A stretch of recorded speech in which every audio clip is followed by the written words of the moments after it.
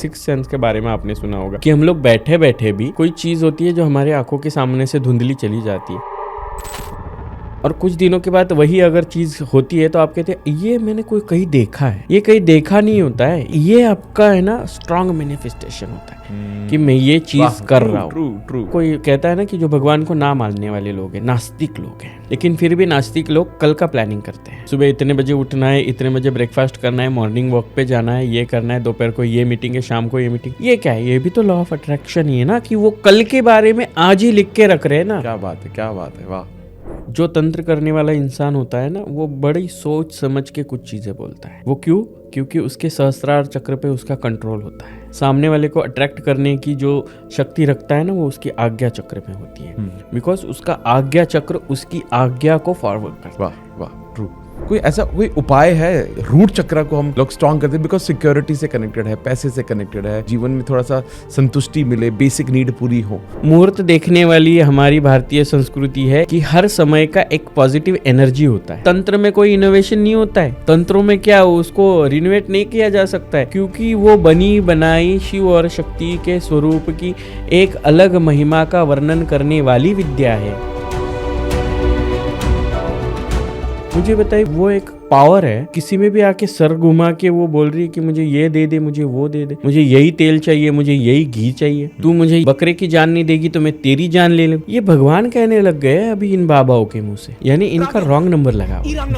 खजुराहो जैसे मंदिर का रिसर्च यहाँ आके फॉरेनर्स कर रहे हैं और हमारे लोग बस गंदी नजर से देख रहे हैं। क्यों अग्नि पुराण में किन्नरों को महत्व दिया गया है? क्यों महाभारत में किन्नरों से रिलेटेड नारियल 3 आंखें होती छोटी छोटी, उसमें ना सिरिंज से अगर पानी भर दो और उसमें कुमकुम डाल दो ना, तो उसमें खून तैयार हो जाता है। और नारियल फोड़ के बाप रे तेरे ऊपर तंत्र क्रिया की। 10 महाविद्या है, मुझे उसके बारे में जानना है। मैं थोड़ा इन डेप्थ जानना चाहता हूँ, ये जीवन में कैसे मदद कर सकती है लोगों को?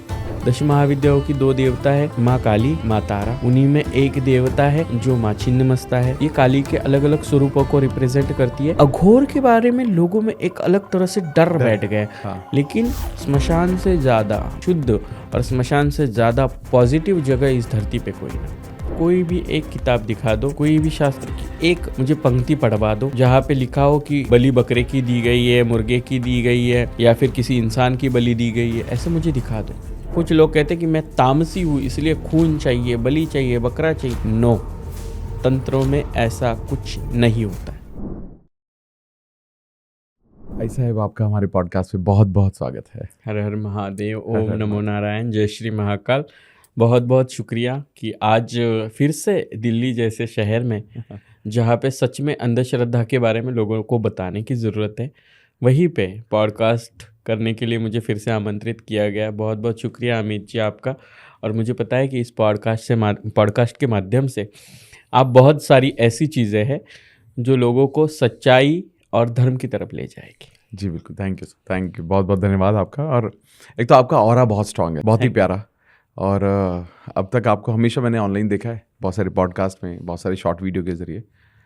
तो मुझे वो अब समझ में आ रहा है कि जो, और कहीं ना कहीं आपका जो ऑरा ना वो और वीडियोस में भी दिखाई देता है। और आज मैं साक्षात इतने करीब हूँ तो मेरे को बहुत अच्छा लग रहा है। ये तो भगवती की कृपा है, बाबा महाकाल जी का आशीर्वाद और मेरे गुरु जी का प्यार है कि हमेशा वो मेरे साथ चलते हैं। बहुत सही, बहुत सही। तो मैं हम अपने चैनल पे ना सपनों के बारे में, लॉ ऑफ अट्रैक्शन, मैनिफेस्टेशन के बारे में बहुत बात करता हूँ। तो मैं सबसे एक सवाल करता हूँ, मैं आपसे भी वही पूछता हूँ पहले जी। कि क्या आप लॉ ऑफ अट्रैक्शन या मैनिफेस्टेशन जैसे जो सिद्धांत है कि आप जब कुछ सोचना शुरू करते हो तो भगवान उसके लिए रास्ते ढूंढता है आपके लिए, आप तक पहुँचाने के लिए, क्या आप इस सिद्धांत को मानते हैं? जी हाँ, मानती हूँ।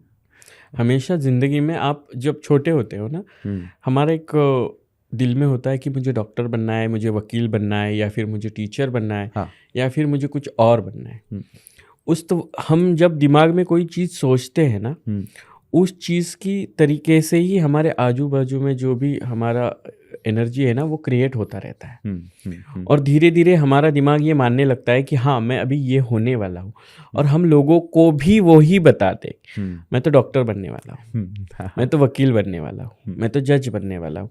और ये एनर्जी ना हमेशा हमें, जैसे कहा जाता है ना कि हमारी वाणी पे माँ सरस्वती जी का वास है। करेक्ट। तो उसी तरह से हम जो भी कहते हैं ना, उस दिन में एक बार वो तथास्तु कह देती, कोई कहता दिन में 3 बार तथास्तु कह देती।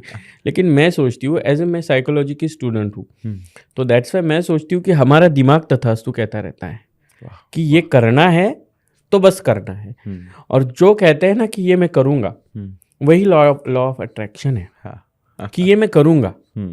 और उसे करने के लिए फिर अपने आप रास्ते बन जाते हैं, क्योंकि उसके दिल में उस चीज़ की चाहत होती है।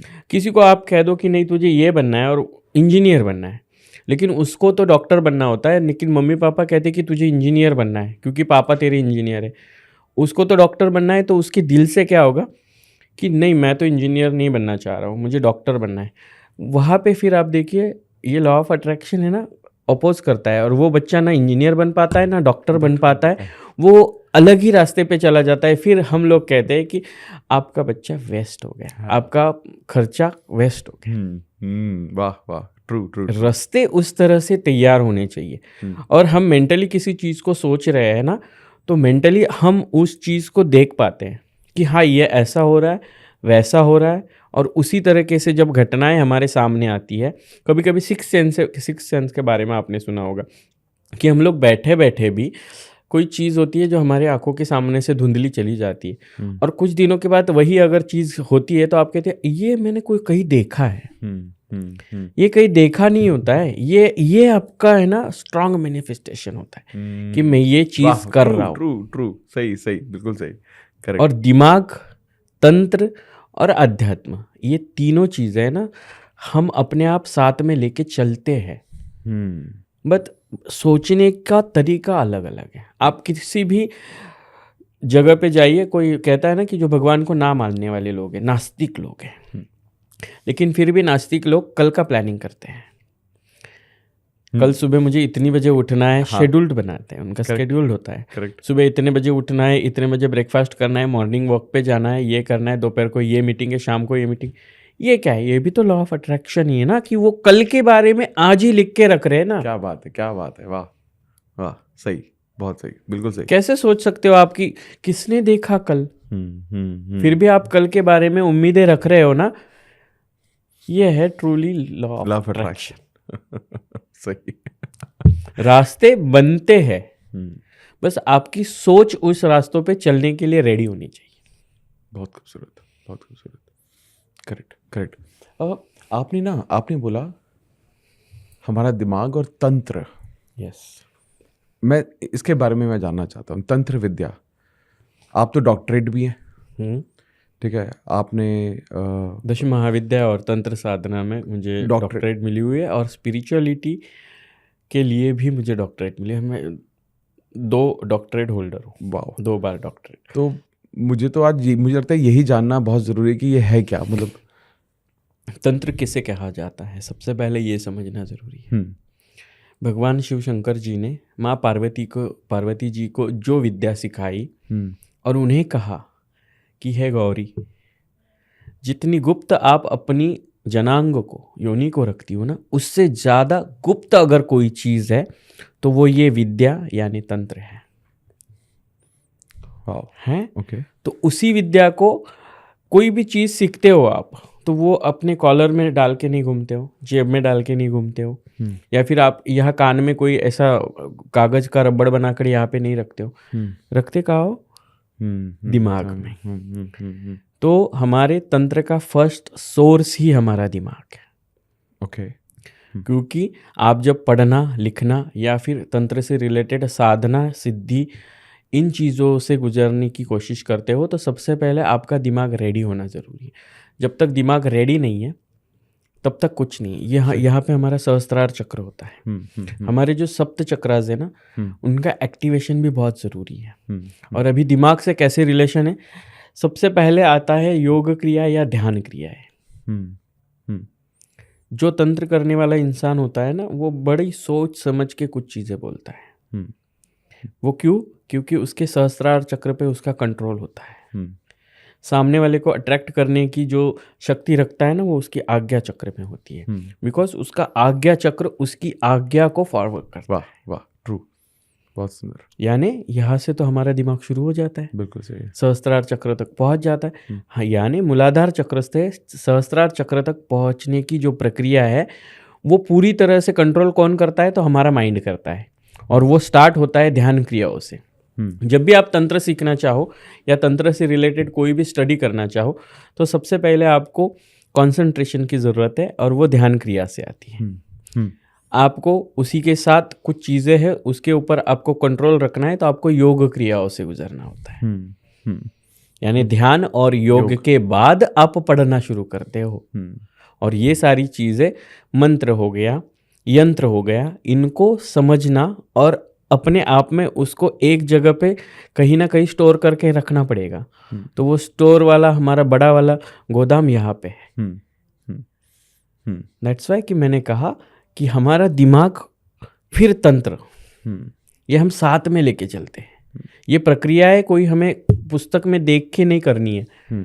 अगर आप सच्चे तंत्र साधक हो तो सबसे पहले तंत्र, मंत्र और यंत्र, इन त्रिकोणों को समझना जरूरी है। ओके।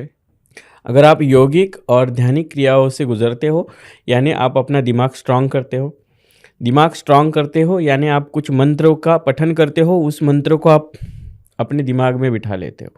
और कुछ यंत्र बनाने होते हैं, उस यंत्र यानी कुछ आकृतियाँ होती हैं। ठीक। जब उन आकृतियों को सिद्ध करके उसमें बैठ के कुछ मंत्रों का उच्चारण किया जाता है, यानी यंत्र मंत्र इन दोनों को जब साथ में यूज करते हैं तब की जाने वाली क्रिया यानी तंत्र क्रिया। वाह। और ये तो आप दिमाग के सिवा नहीं कर सकते हो, क्योंकि ये आपके दिमाग में भरा हुआ है। क्योंकि मंत्र आप ऐसे बैठ के नहीं पढ़ सकते हो ना, तो पढ़े हुए मंत्रों का क्या। अभी आप देखिए, कुछ दिनों पहले एक वेदमूर्ति जी है जिन्होंने 25 लाख पाठ किए 50 दिनों में, वो भी बिना देखे। इट मीन्स कि उनका सप्त चक्रास पे कंट्रोल कितना हो। सभी ने उनका अभिनंदन किया, और एज ए महामंडलेश्वर मैं भी उनका अभिनंदन करती हूँ कि सच में उन्होंने अपने दिमाग को इतना कंट्रोल में रखा है कि वो 25 लाख पाठ 50 दिनों तक बिना किताब में देखे लगातार करते रहे, और तब वो वेदमूर्ति बने हैं। ये 100 सालों के बाद करने वाला कोई इंसान ऐसा मिला है। इट मीन्स कि उनकी ध्यान, योग और तंत्र, इन सारी क्रियाओं को कंट्रोल करने की शक्ति उनकी सहस्त्रार चक्र में आ चुकी थी। और यही हमारे दिमाग को रिलेट करता है तंत्र से। जब तक आप कोई पढ़ा लिखा हो या बिना पढ़ा लिखा हो तो भी वो साधु, अघोरी, बाबा बनता है। इट मीन्स कि उसको जो भी पढ़ाया जा रहा है वो उसके दिमाग में स्टोर होता है। इसीलिए सबसे इम्पॉर्टेंट पार्ट अगर कोई है तो हमारा दिमाग है। देन आफ्टर आपका आज्ञा चक्र काम करता है, फिर आपकी नज़र से रिलेटेड शक्तियाँ शुरू होती है, फिर आपकी स्पर्श रिलेटेड सिद्धियाँ शुरू होती है, फिर आपका ऑरा आपको क्लीन करना होता है। जब सारा क्लीन होता है, शुद्धिकरण प्रक्रिया होती है और आप कुछ करते हो, तब ये कनेक्शन दिमाग से तंत्र, मंत्र और यंत्र को एक कर देता है। तब आप एक तंत्र साधक बनते हो। क्लियर? ये सारी चीजें इसीलिए दिमाग से रिलेटेड है, इसीलिए हम हमेशा तंत्र को साथ में लेके चलते हैं। लेकिन किसको कहाँ यूज करना है किसी को पता नहीं। लोगों को पता है रोली, भगवान को हल्दी और रोली चढ़ानी है, लेकिन रोली यहीं पे क्यों लगती है? यहाँ पे क्यों नहीं लगाते हो? यहाँ पे क्यों नहीं लगाते हो? यहाँ पे क्यों नहीं लगाते हो? यहाँ पे आपका आज्ञा चक्र है, और इसको दबाते हैं तो वो एक्टिवेशन होता है ना, वो आपकी नज़रों से एक अलग तरह की एनर्जी को क्रिएट करता है और आपका ऑरा क्लीन होता है। इसीलिए वो मंदिरों में जाके भगवान को पूजा जाता है। कई लोग हैं कहने वाले कि ऐसी कोई जगह दिखा दो जहाँ भगवान नहीं है। तो मैं भी मानती हूँ वो निराकार स्वरूप है, वो हर जगह है, लेकिन उसकी एक एनर्जी कहीं पे स्टोर करके रखी हुई है, वो जगह मंदिर है। इसीलिए वो एक पॉजिटिविटी।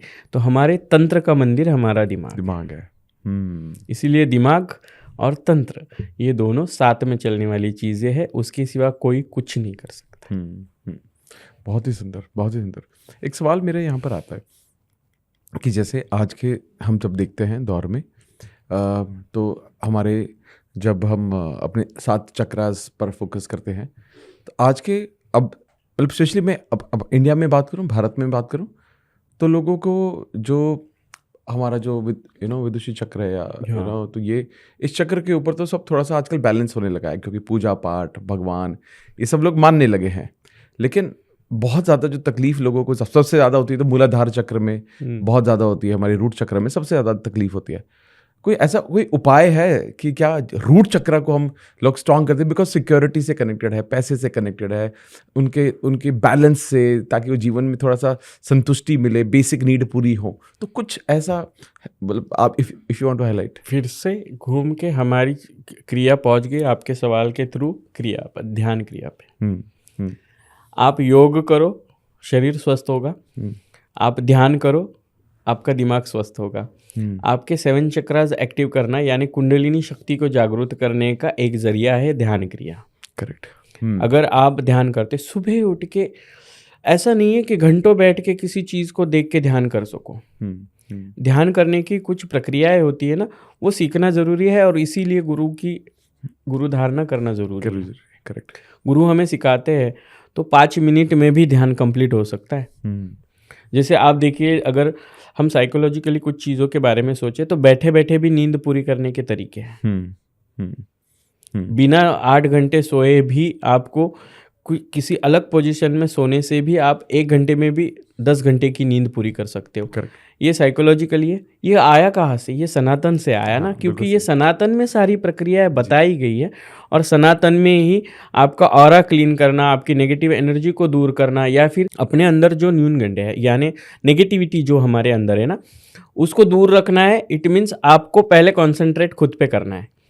सुबह उठो, 5 मिनट हो सके ना, एक अच्छे गुरु के मार्गदर्शन से आप 5 मिनट तक कौन से मंत्र का जाप करना है या किस चीज़ का करना है, बैठे बैठे भी आप अपना ऑरा क्लीन कर सकते हो। देखिए, मंत्रों के अलग अलग उच्चारण है। बस सिखाने वाला अलग होता है। वैसे मैं बताती नहीं हूँ कभी भी पॉडकास्ट में, लेकिन आज मैं चाहूँगी कि ये आज मेरा 60वां पॉडकास्ट है, और हमारे महाराष्ट्र में, या फिर मुझे लगता है कि पूरे इंडिया में भी षष्ठी की जो पूजा होती है वो बहुत ये होती है। तो ये आज षष्ठी वाला पॉडकास्ट है। तो इस पॉडकास्ट में मैं बताना चाहूँगी कि मंत्रों के अलग अलग उच्चारण ही हमें बैठे बैठे भी हमारा ऑरा क्लीन कर देते। जैसे आप अगर भगवान के मंदिर में जाते हो तो ओम ओम, आहुति देते हो तो ओम। अगर आप किसी शांति से अगर सोच के आपको बैठना है, खुद का गुस्सा कंट्रोल करना है, आपको लगता है कि हाँ मेरे आजू बाजू कोई नेगेटिव एनर्जी है और मुझे अपने आप को एक जगह पे कंसंट्रेट करना है, तो आप पूरा जोर लगा के आपके मूलाधार चक्र से स्टार्ट करो। ओम,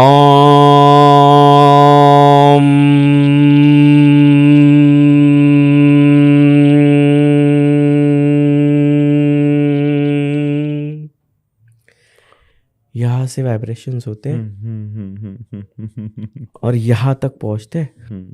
ये हमारे हाथ होते हैं ना, ये भी वाइब्रेट होने लगते हैं। करेक्ट। ये मंत्रों की शक्ति है, ये उच्चारण की कला है।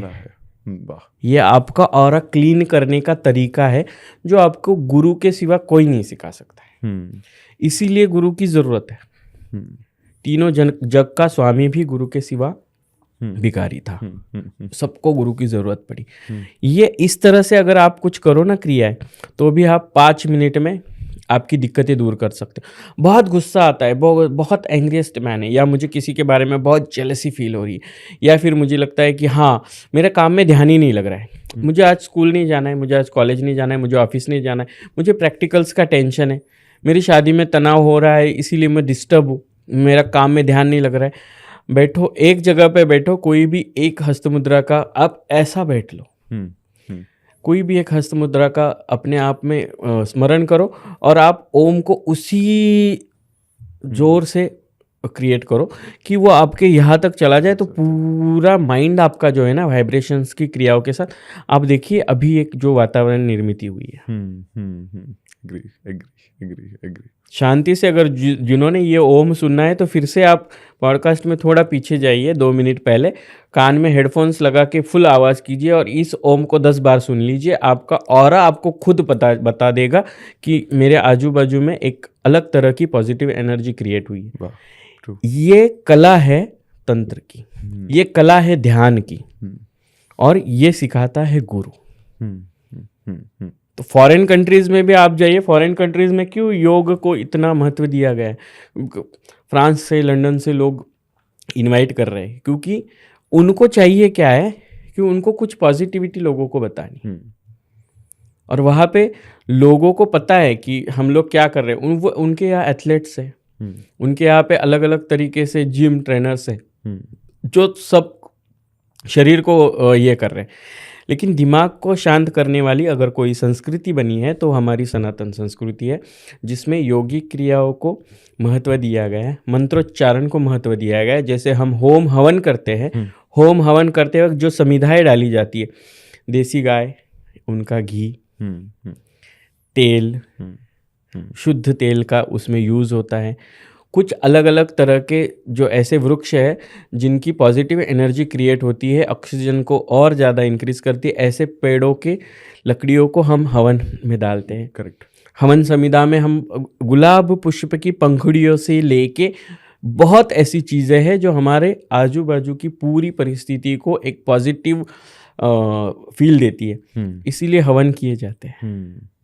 हवन में आने वाली जो मंत्रोच्चारण की शक्तियाँ है, वो शक्तियों से ज़्यादा उससे निकलने वाला जो धुआं है, उससे निकलने वाली जो एनर्जी है ना, उसका फील तैयार होता है। लेकिन एक बैठे बैठे अगर किसी मतलब शुरुआत भी होती है ना, मतलब ओम श्री गणेशाय नमः, यहाँ से उनके वाइब्रेशन शुरू। आजू में बैठे हुए लोगों को ना एक वाइब्रेशन आता है, अरे भगवान वाला कुछ चालू हो गया। ये पॉजिटिविटी होम की है, हवन की है, यज्ञ की है, और ये हमारी हिंदू सनातन संस्कृति ने दी हुई है। हर काम के लिए तंत्र की ज़रूरत नहीं होती है। अभी मैं देख रही हूँ कि कुछ लोग फ़ोन करते हैं कि हाँ मेरी ज़िंदगी में ये चल रहा है। कल ही मैं एक पर्सन से मिली हूँ दिल्ली में, एक लड़के से जो फॉरेन कंट्रीज़ में बहुत सारी चीज़ों के लिए काम करके आया है, फॉरेन से रिटर्न भारत में आ गया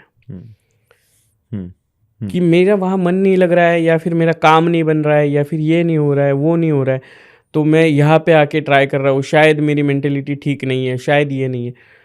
तो उसको ज़रूरत है गुरु धारण की, क्योंकि गुरु आपको मार्गदर्शन करेगा, गुरु आपको बताएगा। आपका राशि चक्र, नक्षत्र, ग्रह, तारों से, खगोल शास्त्र से रिलेटेड कोई चीज़ अगर आगे पीछे ऊंच नीच हो रही है तो आपको पता चलेगा कि ये चीज़ अभी करनी है या नहीं करनी है। हम शादी का मुहूर्त देखने वाले लोग, हम बर्थडे का मुहूर्त पालने वाले लोग, हम आज भी बच्चे का नामकरण करते हैं तो मुहूर्त देख के करते हैं। करेक्ट। हम उसकी मुंज प्रक्रिया भी करते हैं, जो गर्भ संस्कार से मृत्यु संस्कार तक 16 संस्कार दिए हुए हैं, उन संस्कारों के भी मुहूर्त देखे जाते हैं। मुहूर्त देखने वाली हमारी भारतीय संस्कृति है। ये क्यों है कि हर समय का एक पॉजिटिव एनर्जी होता है। करेक्ट।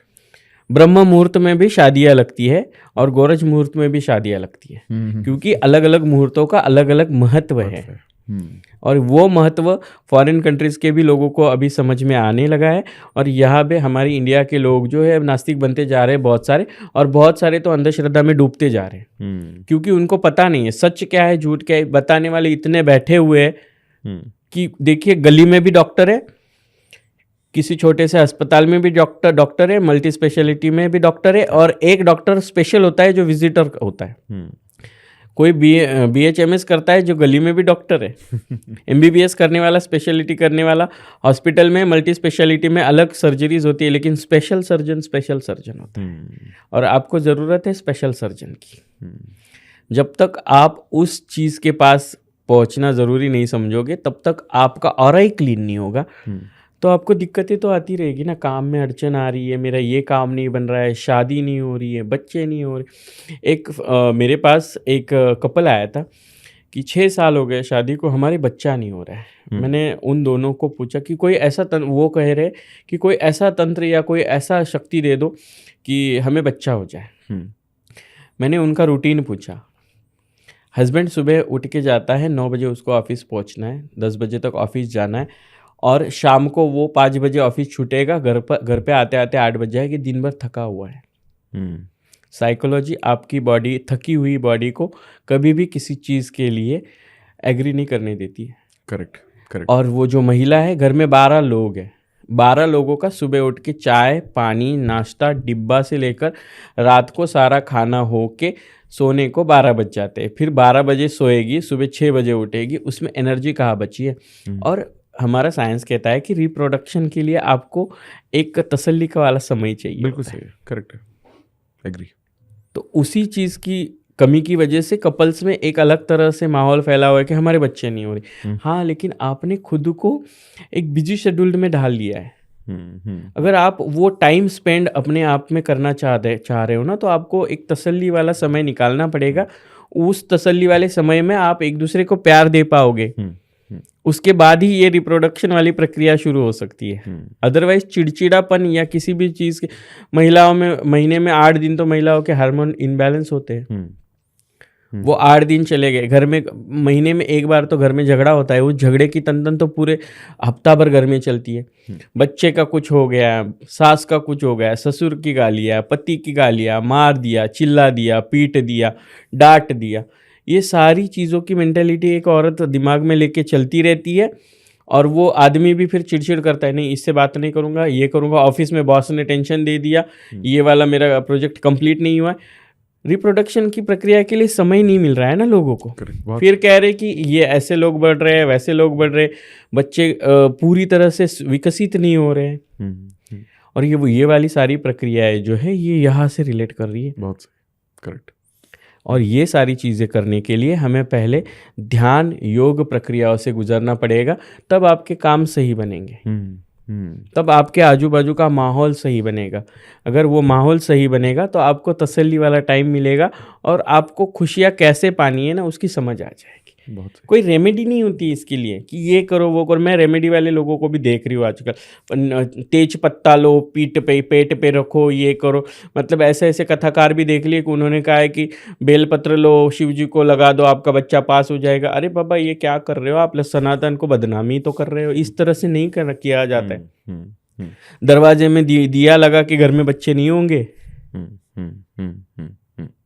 बायोलॉजिकली कुछ चीजें है। Correct correct. उसकी मेंटेलिटी साइकोलॉजी को समझो ज़रा, वो समझोगे नहीं। हाँ, बस बता दिया उन्होंने, कह अभी वो वाले दिन नहीं रहे कि कुंती माता ने अर्ध दे दिया और बच्चा हो गया। ये वाले दिन नहीं कि ऊपर से फल गिरा और दशरथ राजा की चारों रानियों को बच्चे हो गए।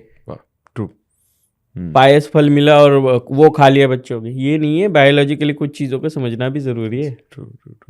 और शायद इसीलिए गर्भ संस्कार बनाया गया पूरा, कुछ सोच समझ के जी। चक्रास को एक्टिव करना अलग चीज़ है, लेकिन उसको पहले समझना ज़रूरी है। बिल्कुल सही। हमारे पैर के नाखून से लेके हमारे सर के बाल तक हर चीज़ पे कंट्रोल करने की एक अलग अलग प्रक्रिया है। हाँ। आप अगर योगा करो तो योगा में आपको सिखाया जाता है कि आपको शयन प्रक्रिया होती है योगा में, निद्रा अवस्था होती है। उस निद्रा अवस्था में आप अपने अंगूठे से लेके सर के बालों तक सारी चीज़ों को जब रिलैक्स करते हो ना, वो एक अलग तरह से मोड होता है हमारी बॉडी का, जो पूरी बॉडी को मतलब आप बिना सचेत रहे या बिना आपकी चेतना को खोए आप पड़े पड़े भी 10 मिनट में पूरी बॉडी रिलैक्स कर पाते हो। ये चीज़ें नहीं समझ रहे लोग, इसलिए उनको रेमेडीज चाहिए कि ये करने से क्या होगा, वो करने से क्या होगा, मैं क्या रेमेडी करूँ। जैसे आपका सवाल क्या था कि रेमेडी क्या करना चाहिए या उनको क्या करना चाहिए। खुद को क्लीन करना चाहिए। सही। खुद का ऑरा क्लीन रखना चाहिए। उसके लिए आपको मंत्रोच्चारण से लेके ध्यान क्रियाओं तक और दिमाग को शांत रखना चाहिए। तब आपके आजू बाजू की जो पूरी एनर्जी है ना वो पॉजिटिव रहेगी और आप नॉर्मल रहोगे, काम में ध्यान लगेगा, तब आप आगे बढ़ोगे ना। पढ़ोगे नहीं तो आगे बढ़ोगे नहीं। यही वाला सब चल रहा है। बहुत ही सुंदर, बहुत सुंदर, बहुत मज़ा आया, बहुत अच्छा लगा मुझे सुन के आपके मुँह से। मुझे जानना है, जैसे हमारा जैसे आप चक्रास के बारे में बात की, कुंडलानी के बारे में आपने बात की, हमारा जो सहस्रार चक्र है या अज्ञाचर चक्र है, जब ये एक्टिव होते हैं तो हमारा जो कनेक्शन विद द गॉड, जो भगवान या हम जिसको भी मानते हैं, तो ये एक रास्ता खुल जाता है उस कनेक्शन की, उस एनर्जी को रिसीव करने के लिए।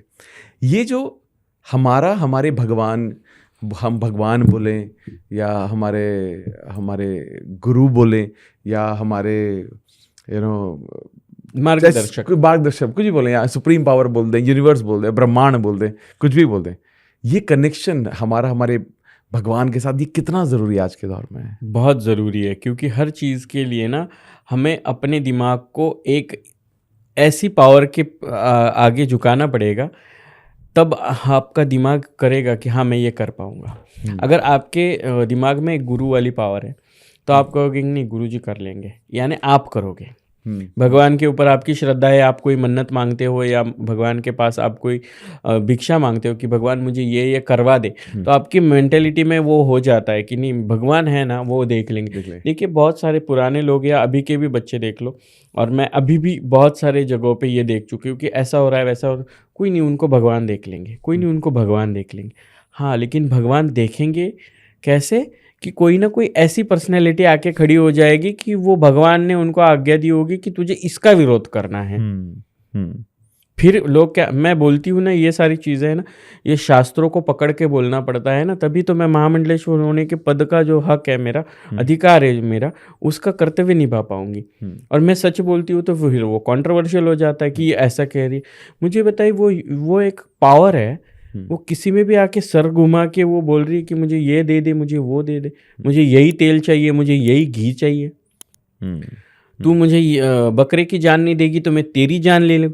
ये भगवान कहने लग गए अभी इन बाबाओं के मुंह से, यानी इनका रॉन्ग नंबर लगा हुआ है। और उन्हीं के जो है ना फोन कनेक्शंस वो काट काट के उनका न्यू कनेक्शन मैं करवा रही हूँ, और इसीलिए मैं कंट्रोवर्शियल हूँ शायद।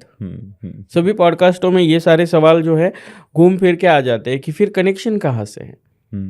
कनेक्शन हमारे शास्त्रों से है। 4 वेद यूं ही नहीं लिख के रखे हैं, ऋग्वेद, सामवेद, यजुर्वेद किस लिए लिखे हुए? उसमें कुछ चीज़ें हैं ना, पुरानी कुछ चीज़ें हैं, उनको पढ़ना पड़ेगा। डॉक्टर श्रीमाली जी का एक काली सिद्धिया करके बुक है, उस बुक में उन्होंने सारे वर्णन दिए गए कि जिनको जिनको तंत्र से रिलेटेड चीज़ों के बारे में जानना था या करना था, उसमें ये सारी चीज़ें क्रियाएं दी गई है। और वो करने के लिए आपको पहले खुद को कितना क्लीन करना पड़ता है। जो हफ्ते हफ्ते में, महीने महीने में या 6-6 महीने में जिनके पति बदल रहे हैं, उनके अंदर माँ काली आ रही है। कितनी अवहेलना है उस आदिशक्ति की। और आप खुद को स्त्री तत्व बता रहे हो, लेकिन स्त्री तत्व की भी कुछ प्रक्रिया है ना, उसमें से भी आपको गुजरना पड़ेगा। स्त्री तत्व, पुरुष तत्व, इन तत्वों से पहले हमारे पंच तत्वों के बारे में तो सोचना पड़ेगा। ये भूमि, ये आकाश, ये वायु, ये अग्नि, ये किस लिए तत्व दिए गए हैं?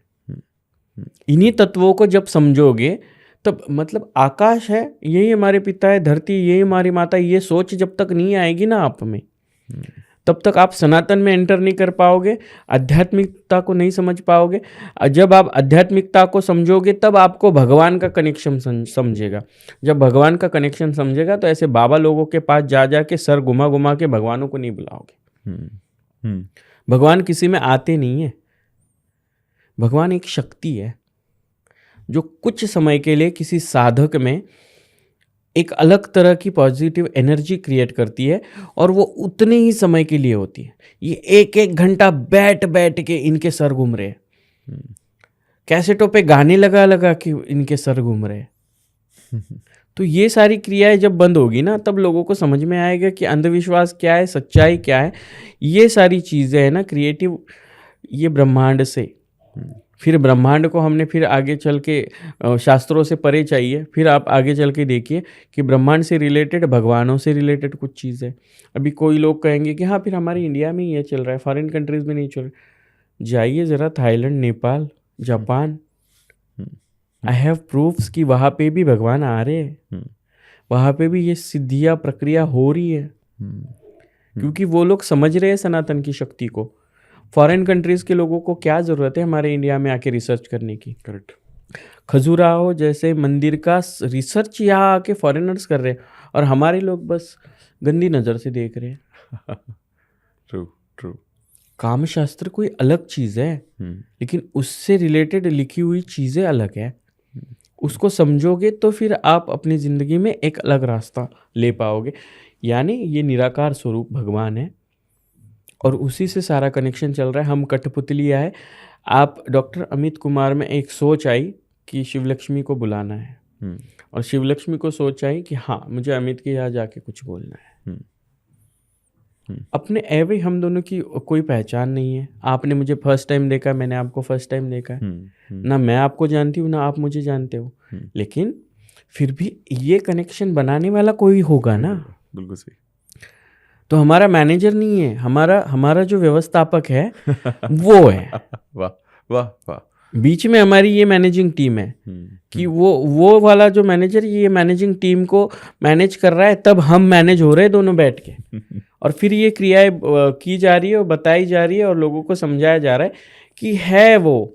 अगर जो नहीं मानते हैं वो लोग फिर जाइए, मुझे दिखाई बहुत सारी जगह ऐसी है कि जहाँ जाके वो उस चीज़ को सिद्ध कर दे और वो बता दे मुझे कि नहीं भगवान नहीं है। जो कहता है ना भगवान नहीं है, वो मेरे साथ 7-8 जगह है। मैं भारत की 7-8 नहीं, उससे ज़्यादा होगी, लेकिन मैं 7-8 जहाँ पे खुद विजिट कर चुके, ऐसी जगहों पे आए। कोई चले मेरे साथ मयांग, कोई चले मेरे साथ में काशी विश्वनाथ, कोई चले मेरे साथ में कामाख्या, कोई चले मेरे साथ में तारापीठ, कोई चले मेरे साथ में शारदा भवानी के पीठ, कोई चले मेरे साथ में अलग अलग भगवान के ऐसे ऐसे सिद्ध पीठ है जहाँ पे माता से रिलेटेड बहुत सारी क्रियाएं हो रही है। कोई चले सप्तशृंगी माता मंदिर, कौन जाता है उस गुफा में? इतना बड़ा पैर किसका है? फिर इस चीज़ का रिसर्च नहीं हो पा रहा है, फिर भी भगवान नहीं है, भगवान नहीं है, भगवान नहीं है। है ना कोई? ये सिर्फ इलेक्ट्रॉनिक मीडियम, तंत्र मंत्र और विज्ञान भी एक बुक है, पुस्तक है, उसमें इन सारी चीज़ों को बहुत अच्छी सर सुश्रुत संहिता ना होती ना तो आज मेडिकल नहीं होता। करेक्ट, सही। गर्ग संहिता ना होती ना तो लोगों का आज अकल ही नहीं होती। रावण संहिता में नहीं होते ना तो वेद शास्त्र पठन से रिलेटेड लोगों को ये मान्यता ही नहीं समझ में आती, मंदिरों की पावर्स नहीं समझ में आती। हाँ ठीक है, मैं मानती हूँ कि कुछ लोग ऐसे हैं जो सनातन को बदनाम करने के लिए बैठे हुए हैं, वो उनका काम करें। धर्मगुरु बन के बैठी हूँ ना, तो मैं अपना काम कर रही हूँ। सही है। चाहे कोई ट्रोल करे, चाहे कोई बोले, जो ट्रोल करने वाले हैं ना उनसे ज़्यादा बेशर्म कोई नहीं होगा, क्योंकि आप सनातन धर्म का प्रचार प्रसार और संरक्षण करने वाले एक धर्मगुरु को गाली दे रहे हो। जिनको महामंडलेश्वर इस नाम का मतलब नहीं पता है, वो लोग महामंडलेश्वर को ट्रोल कर सकते हैं। उनकी सोच कितनी छोटी हो सकती है। और किस चीज़ से हम कहें, यहाँ पे औरतें ड्रमों में मर्द डाल रही है, यहाँ पे मर्द बेटियों को नहीं छोड़ रहे हैं, और आपको फिर किन्नर का हम तो इनविजिबल ही है। आजकल हम लोग आके बैठ रही है, 60 पॉडकास्ट एक किन्नर ने किया हुआ है, आज 60वां पॉडकास्ट अमित जी के साथ कर रही हूँ। तो ये मैंने नहीं सोचा है, ये उसने सोचा है। वो एक निराकार निर्गुण शक्ति है जो हम सबको साथ लेके चल रही है, और उसी भगवान शिव शंकर ने तंत्र को माँ पार्वती को दिया और वो आगे चल के लिखित में कई जगहों पे आया। तभी सप्तऋषिज हुए, सप्तऋषिज ने बहुत सारा ज्ञान बांटा। उसके बाद में बुक्स के माध्यम से, किताबों के माध्यम से ये संचित किया गया। वेद है, 18 पुराण है, शास्त्र धर्म ग्रंथ लिखे गए, इन सारों में तो अलग अलग चीज़ें मेंशन की गई है और उसी पे दुनिया चल रही है। और उस पे अगर दुनिया चल रही है तो ये चीज़ें कहीं ना कहीं से तो आई होगी। उनकी सोच तो एवे नहीं आ गई। महाभारत ऐसे थोड़ी लिखा गया, रामायण ऐसे थोड़ी, रामायण फिर रामचरितमानस ऐसे थोड़ी लिखा गया, उत्तर रामायण ऐसे ही नहीं हुआ, सुंदरकांड ऐसे ही नहीं लिखा गया। किसी की संकल्पना थी, किसी की शक्ति थी जो आपको एक्टिव कर रही थी। तो ये सब चीज़ों को एक्टिव करके उनको चलाने वाला हमको मानना पड़ेगा, वही निराकार निर्गुण परब्रह्म है। और उसी परब्रह्म के बनाए हुए कुछ पिंड है, वो हम लोग हैं। बहुत खूबसूरत, बहुत खूबसूरत। मुझे मैं वो एनर्जी मैं महसूस कर पा रहा हूँ जो हम अक्सर बात करते हैं कि हम बहुत सारे लोग इन सब टॉपिक पे बात तो करते हैं बट शास्त्रों की नॉलेज नहीं रखते। लेकिन आज मैं वो साक्षात आपको अपने पास देख पा रहा हूँ और मैं ये समझ पा रहा हूँ कि आपकी जो नॉलेज है, शास्त्रों का ज्ञान है, वो जब वो कोई एक्सप्रेस करता है तो कैसे लगता है वो मैं महसूस कर पा रहा हूँ साक्षात। बहुत बहुत धन्यवाद। शायद शास्त्रों में इसीलिए लिखा गया है अमित जी कि उसको पढ़ के आप लोगों को उसको फॉरवर्ड भी करना है। हाँ हाँ हाँ। जैसे मैं कुछ देर पहले आपसे बात करते हुए आपको बता रही थी कि हम स्कूल में जाते हैं, हाँ हाँ टीचर हाथ में किताब रखे हुए हमें पढ़ाते हैं, वो स्टाफ रूम में बैठ के उसका अध्ययन करते हैं, फिर आपको क्लास में आके उसके ऊपर वो अपनी तरह के नरेशन से उसको आपको समझाता है। करेक्ट। और इसीलिए हम उनको टीचर को गुरु कहते हैं। Same in tantras, same in spirituality, कोई एक इंसान जो शास्त्रों का ज्ञान रखता हो, वो ठीक तरीके से पढ़ के, ठीक तरीके से उस चीज़ को समझ के, हर बार ये नहीं है, आप देख लीजिए, मैंने किसी भी पॉडकास्ट में कभी किसी श्लोक को बोल के नहीं बताया। उसका कारण बताओ, श्लोक ऐसे कुर्सियों पे बैठ के कैमरा में सुनाने वाली चीज़ नहीं है। कोई मंत्र ऐसे बैठ के सुनाने वाली चीज़ नहीं है। ये जो है एक एटमॉस्फेयर उसका अलग होता है। Correct. अलग आसन की ज़रूरत है, अलग जगह की ज़रूरत है। भगवान के सामने हो या आप किसी एकांत में हो, वो आपके अध्ययन का या आपकी बैटरी रिचार्ज करने का एक माध्यम है, यंत्र मंत्र और तंत्र। उसको उस तरह से करना ज़रूरी है। तो टीचर्स क्या करते हैं, स्टाफ रूम में बैठ के खुद को रिचार्ज करते हैं, और बैटरी कहाँ उतरती है, क्लासरूम में। करेक्ट। और फिर बच्चे उसके ऊपर अपना पढ़ाई कंप्लीट करते हैं, फिर लिखते हैं। और वही बच्चे जब एग्ज़ाम्स देने जाते हैं, तो जो सर ने पढ़ाया होता है ना, उसको एक बार दिमाग में स्टोर कर लेते हैं, और एक बार आप लिख के छोड़ दीजिए, आपका एग्ज़ाम पेपर ख़त्म, दूसरे दिन उस सवाल के बारे में पूछिए, आपको याद नहीं रहेगा। ये हमारा दिमाग है ना, फिल्टर होते रहता है रोज़। इसीलिए शांति चाहिए होती है रात को सोते वक्त। अगर साइकोलॉजी की तरह से अगर आप सोचो, तो मैं MA इन साइकोलॉजी हूँ ना, तो मैं साइकोलॉजी की तरीके से भी कुछ चीज़ें समझती हूँ। आपको सोने के लिए ना शांति की ज़रूरत क्यों है, पूरे अंधेरे की डार्क रूम की ज़रूरत क्यों है? किसी साइकेट्रिस्ट के पास अगर आप कभी जाओगे ना, तो वो आपको ये सारी चीज़ें बहुत अच्छी तरह से समझा पाएंगे। तो शायद मैं इस चीज़ को जिस तरह से समझूँ, मैं पूरा दिन, मुझे बहुत लोग हैं पूछने वाली। मेरी एक बेटी है दिल्ली में, अंशु, वो हमेशा पूछती है, माँ आप दिन भर काम करती रहती हो, माँ आप दिन भर ट्रैवल करती हो, आप कभी ट्रैवलिंग में सोती नहीं हो। सुबह पता चलता है कि आप दिल्ली में, और शाम को पता चलता है कि आपकी फ़्लाइट तो मुंबई में लैंड कर गई, फिर पता चलता है कि आप तो मुंबई से राजस्थान पहुंच गई। ये ट्रैवलिंग आपको शांति कब देता है? मैंने कहा, जब मैं सोती हूँ ना, मेरे पूरे कमरे में पिन ड्रॉप साइलेंस होता है, मेरे कमरे में कहीं से भी उजाला नहीं आता है, और वो 4 घंटे की, 3 घंटे की, 5 घंटे की जो नींद होती है ना, वो मेरे दिमाग को शांति देती है। मुझे पता है मुझे सुबह कितने बजे उठना है। अगर मैंने सोच लिया ना कि मुझे सुबह इतने बजे उठना है, तो मैं सो जाऊँ, मुझे किसी अलार्म की ज़रूरत नहीं है। मेरा दिमाग और मेरे दिमाग की शांति ही मेरा अलार्म है। मैं कभी चाहूँ तो मैं सुबह 5 बजे भी उठ के काम शुरू कर दूँ, और मैं कभी चाहूँ तो 12 बजे तक भी सोती रहूँ, क्योंकि मुझे पता है आज मुझे क्या करना है। यही कंट्रोल इंसान को ज़रूरी है, तब हम जिंदगी में आगे बढ़ पाते हैं। बहुत सही। तभी हम इन कनेक्शंस को समझ पाते हैं, तभी हम शास्त्रों को समझ पाते हैं, तभी हम शास्त्रों के ज्ञान को समझ पाते हैं। लोगों को तो पता भी नहीं है कि किस बुक में क्या लिखा है। कथाकार हमें बताते हैं कि ऐसा लिखा है, वैसा लिखा है। अभी पिछली बार मेरा एक स्टेटमेंट कंट्रोवर्शियल हो गया कि श्री शिवाय नमस्तुभ्यम, ये भगवान शिव शंकर जी का मंत्र, आप श्री शिवाय नमस्तुभ्यम का पाठ करते रहो। श्लोक में और मंत्र में अंतर होता है। श्लोक अलग होता है, मंत्र अलग होता है। ध्यान मंत्र अलग है, बीज मंत्र अलग है, गुरु मंत्र अलग है। इतने बड़े बड़े कथाकार लोग अगर बताते हैं, तब किसका नाम नहीं लेना है, लेकिन उसी महाशिव पुराण के, मेरे घर में शिव पुराण है, शिव पुराण के 6वें अध्याय में एक वर्णन है, उसमें श्री शिवाय नमस्तुभ्यम यानी हे भगवान शिव शंकर, मैं आपके चरणों में नतमस्तक हूँ। ये उस श्लोक का वर्णन है, और उस श्लोक का वर्णन यानी मंत्र नहीं हो सकता है ना। ट्रू। तो मंत्र ओम नमः शिवाय है, श्लोक श्री शिवाय नमस्तुभ्यम उस श्लोक का अंतिम चरण है।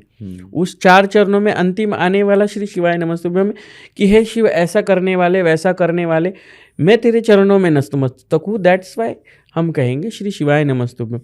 फिर भी ट्रोल करेंगे, आप आध्यात्मिकता को समझ नहीं पा रहे हो।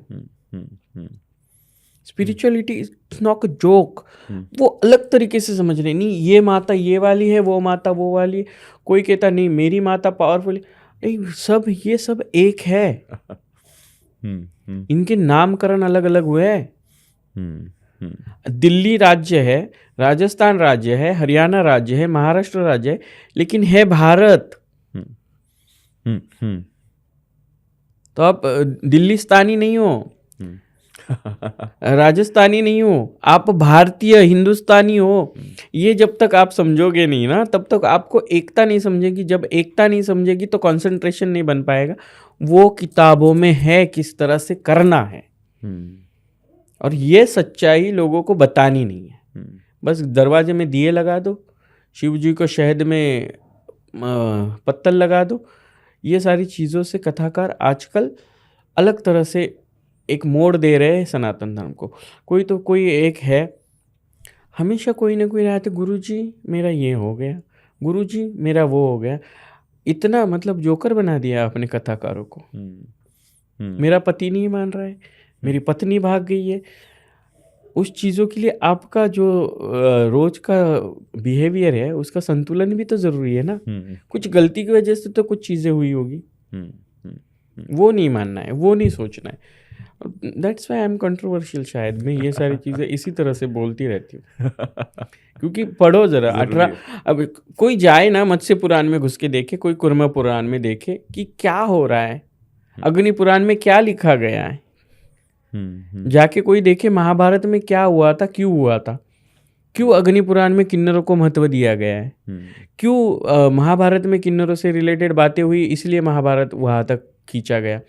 बर्बरिक जी से रिलेटेड कथाएं आई, बस भगवान लोगों को खाटू श्याम जी के दरवाजे जाना है और उनको कहना है कि मुझे सेठ बना दो, सावरिया सेठ के यहाँ जाना है, मुझे सेठ बना दो। मैं जाके ये सारी चीज़ें मैं जाके चेक करके आती हूँ। मैं गई सावरिया सेठ, मैंने देखा कि भगवान को पैसों का लालच दे रहे ये लोग। बैंकों में इनके खाते बना रहे हैं, इनको बिजनेस में पार्टनर बना रहे हैं। ठीक है, मैं मानती हूँ भगवान को आप एक हिस्सा दान कर रहे हो तो ये आपकी नीयत है, लेकिन आप खुद पहले भिखारी हो, ये समझना ज़रूरी है। आप उनके पास भीख मांग रहे हो और उसके बदले में आप उनको लालच भी दे रहे हो। और भगवान किसी लालच का भूखा नहीं है, वो बस भक्ति का और भाव का भूखा है। ये समझना ज़रूरी है। तब ये सारी चीज़ें ना अलग अलग तरीके से आगे चलती रहेगी और बढ़ती रहेगी। तब शास्त्रों का ज्ञान लोगों को समझ में आएगा, किताबों का महत्व लोगों को समझ में आएगा। कुछ लोग कहते हैं कि जो ज्ञानी होते हैं ना वो ज़्यादा बोलते नहीं है, लेकिन मैं ज़रा अलग तरह की ज्ञानी हूँ। बोलूँगी नहीं तो लोगों को समझाऊंगी कैसे। थोड़ा बोलो, अच्छा बोलो।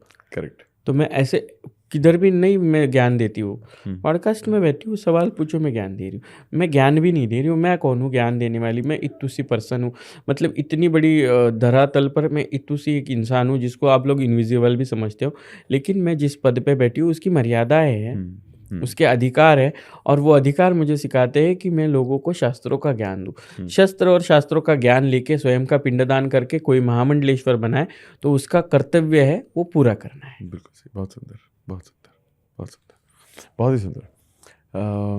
एक सवाल मेरे यहाँ पर यह है कि आज के दौर में हम, चाहे वो सोशल मीडिया के कारण हो, बहुत सारे गुरुओं के कारण हो, सही गलत जो भी, अच्छे भी लोग हैं, बुरे भी लोग हैं, एक आम इंसान बहुत ही भटक रहा है। और ये मैंने बहुत देखा है कि कोई भी इंसान वो टिकता नहीं है। एक सही रास्ता मिलने के बावजूद भी वो फिर कुछ और ट्राई करने का इच्छुक होता है। यार चल ठीक है, कुछ और भी कर लेते हैं यार। एक सही गुरु मिल गया, सही मेंटोर मिल गए, कोच मिले, फिर भी वो कहीं और जाते हैं। उसके अलावा मतलब अगर फॉर एग्जांपल किसी एक मंदिर गए तो सब कुछ होने लगा, फिर थोड़े दिन बाद उसे पता नहीं क्या होता है, फिर वहाँ से छोड़ते हैं, फिर कुछ और। ये इंसान भटक क्यों रहा है इतना? क्योंकि इंसान अपने आप को कंट्रोल नहीं कर पा रहा है। जब तक आप, मैंने कहा कि जब तक आप खुद को संतुलित नहीं कर पाओगे ना, तब तक आप एक जगह पे टिक नहीं पाओगे। थोड़ी गणपति जी आते हैं 10 दिन के लिए, फिर हे गणपति बप्पा मेरा ये करवा दो, मेरा वो करवा दो। फिर नवरात्रे आते हैं, फिर हे माता रानी मेरा ये करवा दो, मेरा वो करवा दो। फिर दिवाली आती है कि हे माँ लक्ष्मी मेरा ये करवा दो, फिर वो करवा दो।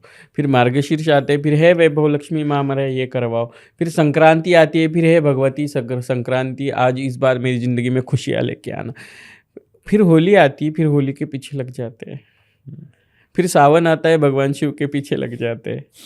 ये मेंटालिटी क्यों चेंज हो रही है? क्योंकि हमें कोई राह दिखाने वाला बंदा नहीं मिल रहा है सच्चा। लोग क्या कर रहे हैं, किसी मंदिर में जा रहे हैं, वहाँ पे कुछ चल रहा है, माता रानी का कुछ हो रहा है, फिर अचानक से वो कितना भी अच्छा हो रहा हो, बैठे बैठे सोशल मीडिया पे देख रहे हैं, अरे यहाँ पे तो पावरफुल, यहाँ पे तो नींबू उठा रहे हैं, अरे यहाँ पे तो ये पड़ रहा है, यहाँ तो नारियल से छुआरे निकल रहे हैं, यहाँ नारियल से कुमकुम निकल रहा है। इन्फ्लुएंस होता है ना, वो दिमाग होता है, इंसान नहीं। इंसान कभी इन्फ्लुएंस नहीं होता है, उसका दिमाग इन्फ्लुएंस होता है।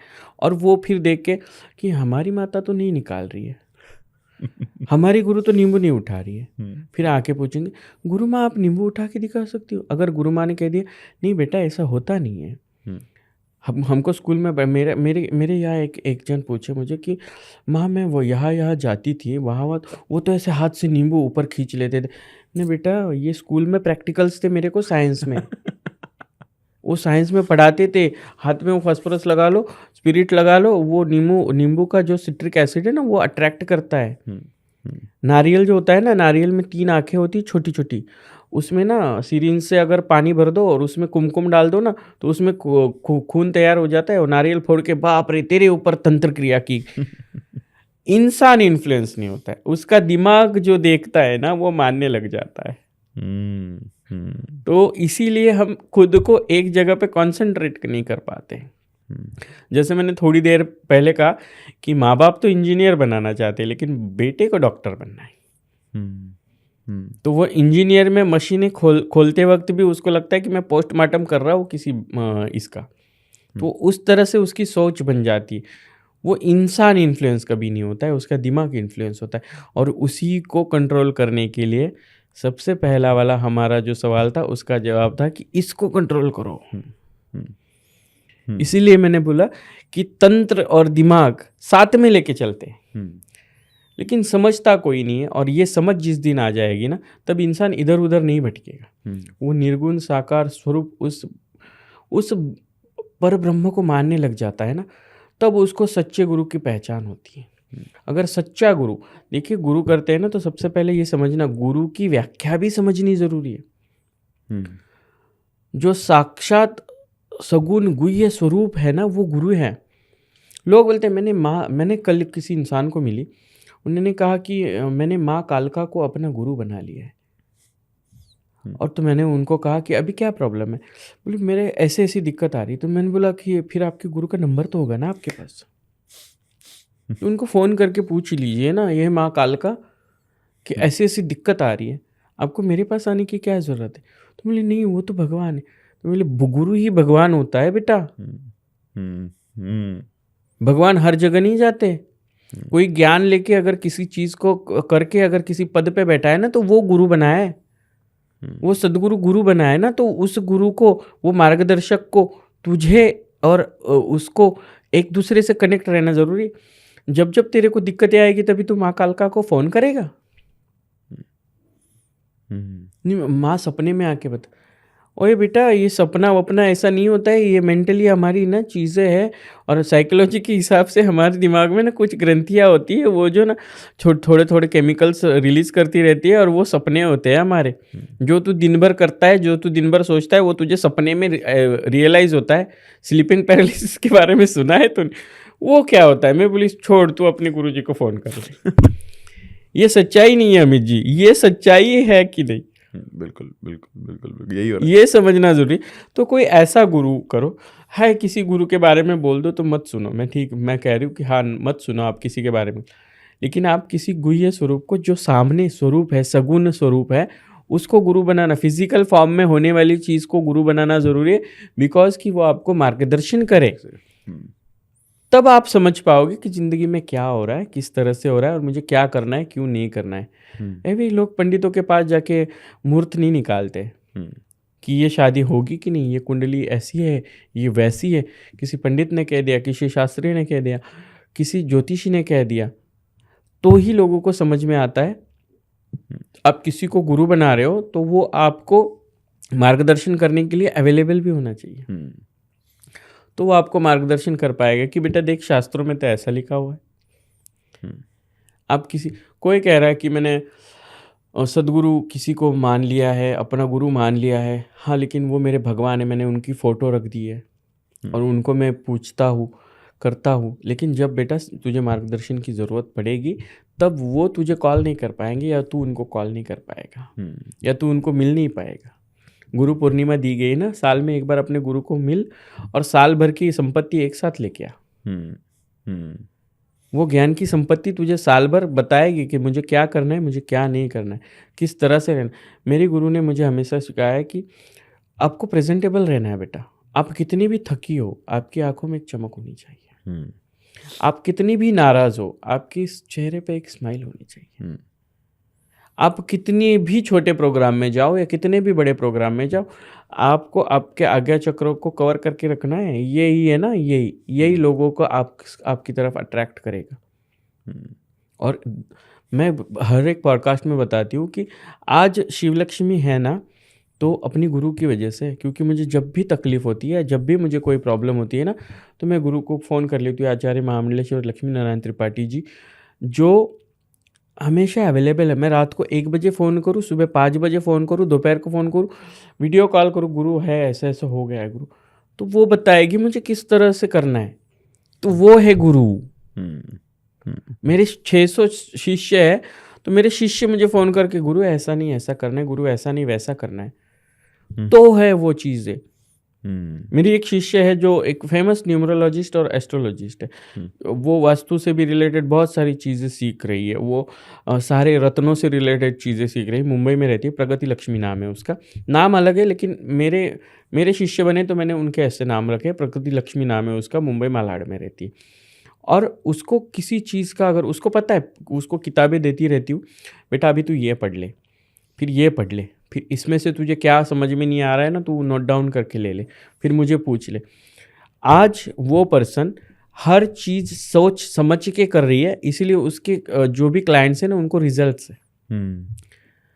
यूं ही नहीं, किसी एक बड़े क्लाइंट ने, उसके एक बड़े क्लाइंट ने बना बनाया घर तोड़ के अलग अलग दीवारों को अलग अलग तरीके से मोड़ दिया। क्यों? उन्होंने देखा इसकी ज्ञान की संपत्ति है, इसका ज्ञान का भंडार है, और उसको उस चीज़ तक पहुंचाया उसके गुरु ने। यानी मैंने अगर उसको बताया कि बेटा तुझे ऐसा करना, मैं खुद तो नहीं गई ना दीवारें तोड़ने, लेकिन जो वास्तु के हिसाब से गलत है वो गलत है। उसको उनको बताया, उसने उनको बताया, तो आज वो उनकी पूजनीय हो गई। और गुरु हमेशा वो होता है जो मुझसे ज़्यादा मेरा चेला बड़ा बने, ये सोचता है। ये लोगों को समझना ज़रूरी है। दैट्स वाई लोग आज खुद को कंट्रोल करने के लिए गुरु नहीं धारण कर रहे, तो वो कंट्रोल नहीं हो रहे। इसलिए ये मंदिर हो गया, वो मंदिर हो गया। ये भगवान ने नहीं सुना, अभी वो भगवान सुनेंगे। मैंने कहा ना, गणपति, नवरात्रि, श्रावण में भगवान बदलने वाले लोग खुद को कंट्रोल नहीं कर पा रहे। पूजा की एक विधि है, व्रत विधि है, संकल्प विधि अलग है, ये सारी चीज़ें चल रही।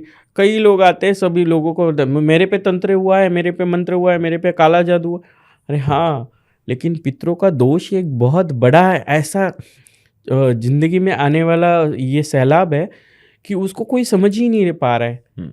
जिसने अपने माँ बाप को खिलाया पिलाया नहीं, जिसने अपने माँ बाप को लातों से धक्के मार के निकाल दिया, जो खुद की पत्नी और खुद के नौकरी में इतना व्यस्त था कि घर में पिता मर गए तो भी 3 दिन तक पता नहीं चला, ऐसे लोगों को अपने पितरों की शांति करना पता ही नहीं है।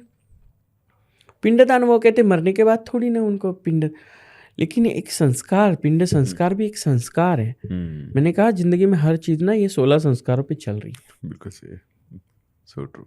आप ऐसे ही पड़े रहो, हम बैठे बैठे, कोई इंसान मर जाता है तो उसको ऐसे ही बिठा के नहीं रख सकते कि वो हाँ वो तो ज़मीन में मिलने वाला है, ये शरीर का पुतला माटी में मिलने वाला है, तो उसको वैसे ही थोड़ी रख देते हैं। हर अपने संप्रदाय के धर्म के तरह से कोई उसको दफन करता है, कोई उसका अग्नि संस्कार करता है, कोई उसका जल संस्कार करता है। ये सारी चीज़ें करना ज़रूरी, क्योंकि हमारे शास्त्रों में दिए गए 16 संस्कार ही आपको एक जगह पे स्टेबल करते हैं, और वो ना होने की वजह से और ये सोशल मीडिया पे सर घुमाने वालों के इन्फ्लुएंस की वजह से कोई एक जगह पे नहीं टिक पा रहा। बहुत खूबसूरत, बहुत खूबसूरत। आई थिंक यहाँ तक तो मतलब मैं आपकी बातों में ही खोया रहा, और जिस डेप्थ से आप चीज़ों को समझा रहे हैं, मतलब मैं मुझे ऐसा लग रहा है कि वो आपकी एनर्जी वाइब्रेशन मैं महसूस भी कर पा रहा हूँ, और साथ के साथ इतनी इतनी डेप्थ से आप डेप्थ, इतनी गहरी बातें आप इतनी सिंप्लिसिटी से, अलग अलग एग्जाम्पल से जो समझा रहे हो ना, मुझे लगता है कि सभी लोगों के दिल तक पहुंच रहा होगा। ये बहुत ही खूबसूरत। लोगों को समझाना ज़रूरी है, बस कोई समझाने वाला चाहिए होता है। हाँ। और आप देखो इतने सारे 59 पॉडकास्ट हो चुके हैं, जैसे सवाल ना वैसा ही जवाब मिलेगा। आज डॉक्टर अमित कुमार के पॉडकास्ट में सवाल ऐसे हो रहे हैं जो लोगों को दिल के करीब लेके जाए, लोगों के दिल के करीब पहुंचे, तो उसके जवाब भी उसी तरह से कि जो लोगों के दिमाग का ऑरा क्लीन करे। और वही शुद्धिकरण प्रक्रिया आज पॉडकास्ट में चल रही है। बहुत ही खूबसूरत। मुझे ना जो 10 महाविद्या है जी, मुझे उसके बारे में जानना है, क्योंकि मैंने एक दो बार थोड़ा सुना, मतलब आप समझिए कि मैं बिल्कुल अज्ञान हूँ उसके बारे में। मैं थोड़ा इन डेप्थ जानना चाहता हूँ ये क्या विद्या है, और जीवन में इसको धारण करने के लिए या थोड़ा जानने के लिए क्या करना चाहिए, और जीवन में कैसे मदद कर सकती है लोगों को। दश महाविद्याएं ही तंत्र से आई हुई चीज़ें हैं। ओके। दश महाविद्याओं की उत्पत्ति माँ कामाख्या या फिर माँ काली कह सकते हो। माँ काली का एक जो उग्र स्वरूप हुआ था, उस उग्र स्वरूप से बनी हुई जो अलग अलग 9 विद्याएं हैं, इन विद्याओं को गुप्त रखा गया। ओके। तो माँ काली के साथ ये 10 ऐसी विद्याएं हैं जो अलग अलग तंत्रों को रिप्रेजेंट करती है। ओके। जो अलग अलग तंत्रों को रिप्रेजेंट करती है, अलग अलग कार्यों के लिए यूज की जाती है, और अलग अलग कार्यों के लिए अलग अलग विधियों से यूज होती है। और उन विद्याओं को, यानी उन पढ़ी पढ़ाई चीज़ों को जो सीखता है या जिसको उस देवी को सिद्ध करना होता है, वो 10 महाविद्या साधक होता है। ओके। फिर 10 महाविद्या साधक सारी 10 महाविद्याओं को नहीं साध पाता है कभी। अच्छा। हमेशा ही दसों विद्याओं को नहीं साध सकता है, क्योंकि उसके लिए ना सबसे मेन गुरु आपको कुछ मर्यादाएं देते हैं। सबसे पहले तो आप अपने खुद के स्वार्थ के लिए उसका यूज नहीं करोगे। स्वार्थ के लिए यूज कर लिया, खत्म। अच्छा। आपके ऊपर कोई ना कोई संकट है। सेकेंड चीज, ब्रह्मचर्य पालन भी उतना ही जरूरी है, क्योंकि ये 10 महाविद्याएं ना, ये सात्विक स्वरूप है। बस लोगों को दिखाया अलग तरीके, मतलब लोगों में ना एक अलग तरह से डर। 10 महाविद्या मतलब लोगों में एक डर का माहौल है। हाँ। जैसे आप अघोर के बारे में सुना होगा। हाँ हाँ हाँ। माँ काली से रिलेटेड जो तंत्र आते हैं, काली या तारा तंत्र में आते हैं। 10 महाविद्याओं की 2 देवता है, माँ काली, माँ तारा। उन्हीं में एक देवता है जो माँ छिन्नमस्ता है। ये काली के अलग अलग स्वरूपों को रिप्रेजेंट करती है, और उन्हीं की पूजा करने के लिए स्मशानों में कुछ सिद्धियाँ या कुछ क्रियाएं की जाती है। जैसे भैरव सिद्धि की जाती है, भैरवी तंत्र किया जाता है, स्मशान पूजाएं, पिशाच साधनाएं, शव साधनाएं, कापालिक साधनाएं, अघोर तंत्र महासाधनाएं। ये जो स्मशान में की जाने वाली क्रिया है, ये अघोर को रिप्रेजेंट करती है। अगेन ये 10 महाविद्याओं से ही आने वाली एक सिद्धि है। ओके। 10 महाविद्याओं से ही आने वाली एक प्रक्रिया है जिसको लोग अघोर कहते हैं। लेकिन अघोर के बारे में लोगों में एक अलग तरह से डर बैठ गया है। हाँ। लेकिन स्मशान से ज़्यादा, मैं पर्सनली ये मानती हूँ, स्मशान से ज़्यादा शुद्ध और स्मशान से ज़्यादा पॉजिटिव जगह इस धरती पे कोई ना हो। वही जीवन का अंतिम सत्य है। लोगों को ये समझाने वाले लोग ही अघोर तांत्रिक है। तो काली, तारा और छिन्नमस्ता, ये 10 महाविद्याओं की ऐसी 3 देवताएं हैं जो अघोर को रिप्रेजेंट भी कर रही है और उनकी सारी साधनाओं को रिप्रेजेंट कर रही है, जो अलग अलग तरीके से। आज देखिए आप लोग, मैं काली पूजक हूँ, शक्ति पूजक हूँ, शाक्त संप्रदाय से हूँ। शाक्त संप्रदाय एक शक्ति संप्रदाय है जो शक्ति को बिलोंग करता है, किसी देवता को नहीं। शैव संप्रदाय साक्षात भगवान शिव शंकर के तत्वों को पालता है। सिर्फ भगवान शिव शंकर नहीं आए उसमें, शिव शंकर से रिलेटेड भैरव भी आए, ये उन्हीं के स्वरूप है। ये उन्हीं के क्षेत्रपाल संरक्षक बने हुए हैं। हर सिद्धपीठ के या फिर हर किसी शक्तिपीठ के आपको एक भैरव जी मिलेंगे जो संरक्षक या क्षेत्रपाल है। अगर 52 शक्तिपीठ है, 51 शक्तिपीठ है, कहीं पे शास्त्रों में 65 शक्तिपीठों का ये किया, 65 अगर शक्तिपीठ है तो उतने भैरवों का अंश भी बनाया गया है। बटुक भैरव से लेके मातंग भैरव तक अलग अलग तरीके के भैरव बने हुए हैं। तो वो भी तो शिव स्वरूप है, तो वो शैव संप्रदाय से आए। और आपको ब्रह्मचर्य, आपकी स्वार्थ से रिलेटेड जो भी चीज़ें गुरु बताते, और तीसरी चीज़ होती है कि जब तक आप गुरु दीक्षा नहीं देते हो ना, आप किसी को कुछ सिखा नहीं पाते हो। और आपको सबसे मेन हेरंब गणपति जो शास्त्रों में गणपति जी का एक स्वरूप है, उग्र स्वरूप है, उनको सिद्ध करना भी ज़रूरी है, जो तंत्र गणेश है। वो क्यों कि किसी भी कार्य की शुरुआत आपको उस तरह से करनी है कि हे भगवान गणपति, हमें इस शक्तियों से गुजरना है, तो आपको ये सारी चीज़ें सुफल संपूर्ण करनी है। और उसी में आपको आपके खुद के कवच के लिए आपको तांत्रिक हनुमान जी का भी पठन है, तांत्रिक हनुमान जी का भी सिद्ध करना ज़रूरी है। नहीं तो आप कोई चीज़ अपने आप करने जाओगे या गुरु के साथ भी कर रहे हो, लेकिन फिर भी अगर आप उस सुरक्षा कवच को नहीं साध पा रहे हो, तांत्रिक हनुमान जी को नहीं प्रसन्न कर पा रहे हो, तो कुछ न कुछ बला आपदा आपके ऊपर आने की संभावना 101% है। तो दश महाविद्या ये सिखा रही है आपको कि स्टार्टिंग से एंडिंग तक सारी चीज़ें आपको समझ के वहाँ तक पहुँचनी है। ये गुप्त रखी गई हुई कुछ साधनाएं हैं जो दश महाविद्याओं में आती। आजकल लोग दश महाविद्या बस इतना ही बोल रहे। काली, तारा, भैरवी, छिन्नमस्ता, इन त्रिपुर सुंदरी को समझना ज़रूरी है क्या है। माँ धूमावती का स्वरूप समझना ज़रूरी है। लोग माँ धूमावती का फोटो देख के, नहीं वो तो उग्र स्वरूप है, और वो फिर सफ़ेद साड़ी में बैठी है, कौवे पे बैठी है, हाथ में सुपड़ा लिए हुए है, सुपड़ा लेके बैठी हुई है, तो ये अशांति है, ये है। अरे माँ कभी अशांति फैला सकती है? अगर माँ की तरह देखोगे तो वो दश महाविद्या आपके उसी कार्य के लिए आएगी। तो माँ बगलामुखी की साधना करने वाले लोग अगर स्वार्थ से रिलेटेड बातें कर रहे हैं तो लोगों में डर फैल रहा है। इसलिए लोगों में दश महाविद्याओं का, अघोर साधनाओं का डर। अघोर कोई ऐसे ही अघोर साधक नहीं बन जाता है। अघोर साधना क्या पता है इनको? शिव साधना क्या है, कापालिक साधना क्या है, भैरव सिद्धि क्या होती है, पिशाच साधना क्या की जाती है, नहीं पता है। बैठे बैठे यूं ही कह दें कि वशीकरण के टाइप्स भी तो पता हो। अष्टवशीकरणों में क्या आता है, मारण मोहन उच्चाटन प्रक्रिया में क्या है, षडकर्म क्या है, पंचकर्म क्या है, दश कर्मों के बारे में बताइए, तो लोगों को पता चले कि दश महाविद्या क्या है। ये कोई नहीं बता रहा है। तो माँ काली का उग्र स्वरूप भी है, लेकिन उसके सिद्धियों से, साधनाओं से, अच्छाइयों के लिए सात्विकता से भी कुछ चीज़ें या कुछ साधनाएं, कुछ प्रक्रियाएं दी गई है, वो अच्छे के लिए है। मांगलिक प्रक्रियाएं हैं, वो उसी तरह से की जाती है। ये कह रहे कि बलि दो, बकरा दो। षोडशोपचार पूजा में अलग अलग तरीके की 16 फलों की बलि लिखी है। कोई भी एक किताब दिखा दो, कोई भी शास्त्र की एक मुझे पंक्ति पढ़वा दो जहाँ पे लिखा हो कि बलि बकरे की दी गई है, मुर्गे की दी गई है, या फिर किसी इंसान की बलि दी गई है। ऐसे मुझे दिखा दो।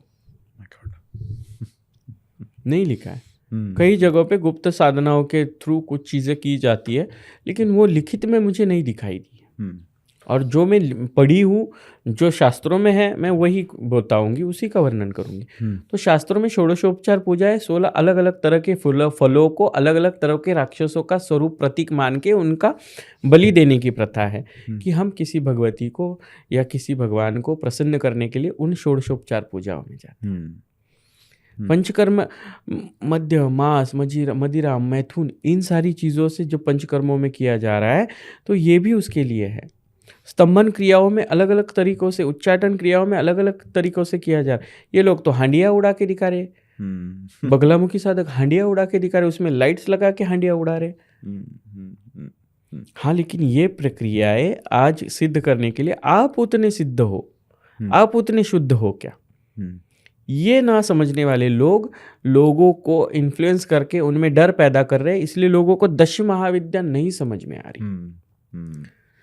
काली, तारा, धूमावती, छिन्नमस्ता, माँ षोडशी, षोडशी तंत्र के बारे में तो किसी को मैंने बोलते ही नहीं सुना है। बस डरावने डरावने भगवानों के फोटो दिखा के काली तंत्र, मैं तारा साधक हूँ, मैं काली साधक हूँ, मैं छिन्नमस्ता तंत्र का ज्ञाता हूँ, मैं बगलामुखी तंत्र। माँ कमलात्मिका तंत्र नहीं है उसमें। माँ कमलात्मिका जो लक्ष्मी स्वरूपिणी है, कमल पे बैठी हुई माँ लक्ष्मी जी का तांत्रिक स्वरूप है।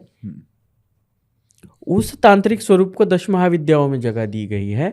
और उससे रिलेटेड क्यों नहीं बात कर रहे हो? धनाकर्षण, लक्ष्मी आकर्षण के लिए उन सारी सिद्धियों को प्राप्त करके हम आगे बढ़ सकते हैं, लेकिन इनको नहीं दिखाना है। वो उनको बस यही कहना कि नहीं, मैं आकर्षण करूंगा, मैं वशीकरण करूंगा। हाँ, लेकिन धनाकर्षण में भी तो माँ कमलात्मिका का वर्णन है।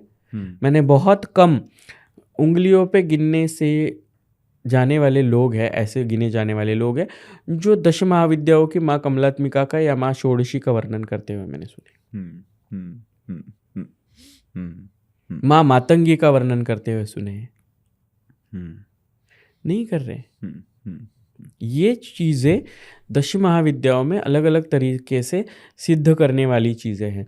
बगलामुखी माँ को शत्रु विनाशक होम के लिए इन लोगों ने प्रसिद्ध कर दिया है। तो एक माँ एक ही काम के लिए नहीं है ना। हाँ, माँ तारा भी है, माँ कमलात्मिका भी है, या माँ षोडशी भी है, या माँ धूमावती भी है, जिनके हवन, सिद्धि, साधना, उन प्रक्रियाओं में से शत्रु विनाश है। ये भी हमारे आकर्षण और स्तंभन प्रक्रिया में आता है। तंत्र में आने वाली मारण, मोहन, उच्चाटन, स्तंभन, ये सारी क्रियाएं हैं, ये 10 महाविद्याओं से तो रिलीज हुई है। और उन 10 महाशक्तियों को समझ के जिस चीज की साधना की जा रही है, वो साधना करने वाला साधक 10 महाविद्या साधक है। और वो है 10 महाविद्या जिसमें पिशाच वशीकरण से लेके स्पर्श वशीकरण तक वशीकरणों का वर्णन है, जिसमें तंत्र मंत्र से लेके कई करोड़ों मंत्रों का वर्णन है। कुछ ही मंत्र लोगों को पता है और कुछ ही मंत्रों से नहीं। कुरु स्वाहा से भी ये लोग कह रहे कि हाँ, अमके का धमके का नाम ले लो, उसका नाम लेके आप वशीकरण कर दो कि वशीकरण ऐसी सिंपल बात नहीं है।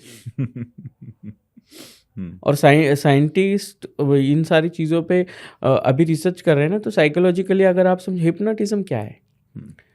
आकर्षण क्रिया है, वशीकरण क्रिया है। हिप्नोटिज्म ही शास्त्रों से आया। तब मैंने देखा था कि जो काला चीड़ा होता है ना, चीटा, उससे सुश्रुत जी ने स्टिचेस दिए थे। अभी आके वो धागों के स्टिचेस हो गए, फिर मशीन के स्टिचेस हो गए, फिर पिघलने वाले स्टिचेस हो गए। इनोवेशन हो रहा है। 10 महाविद्याओं में इनोवेशन नहीं हो सकता है।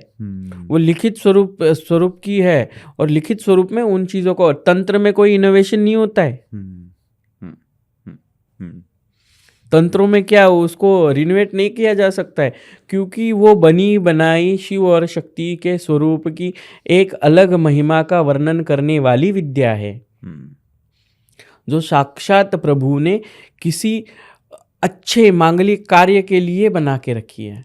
फिर वो सप्तऋषियों ने अलग अलग तरीके से उसका वर्णन करके रखा है।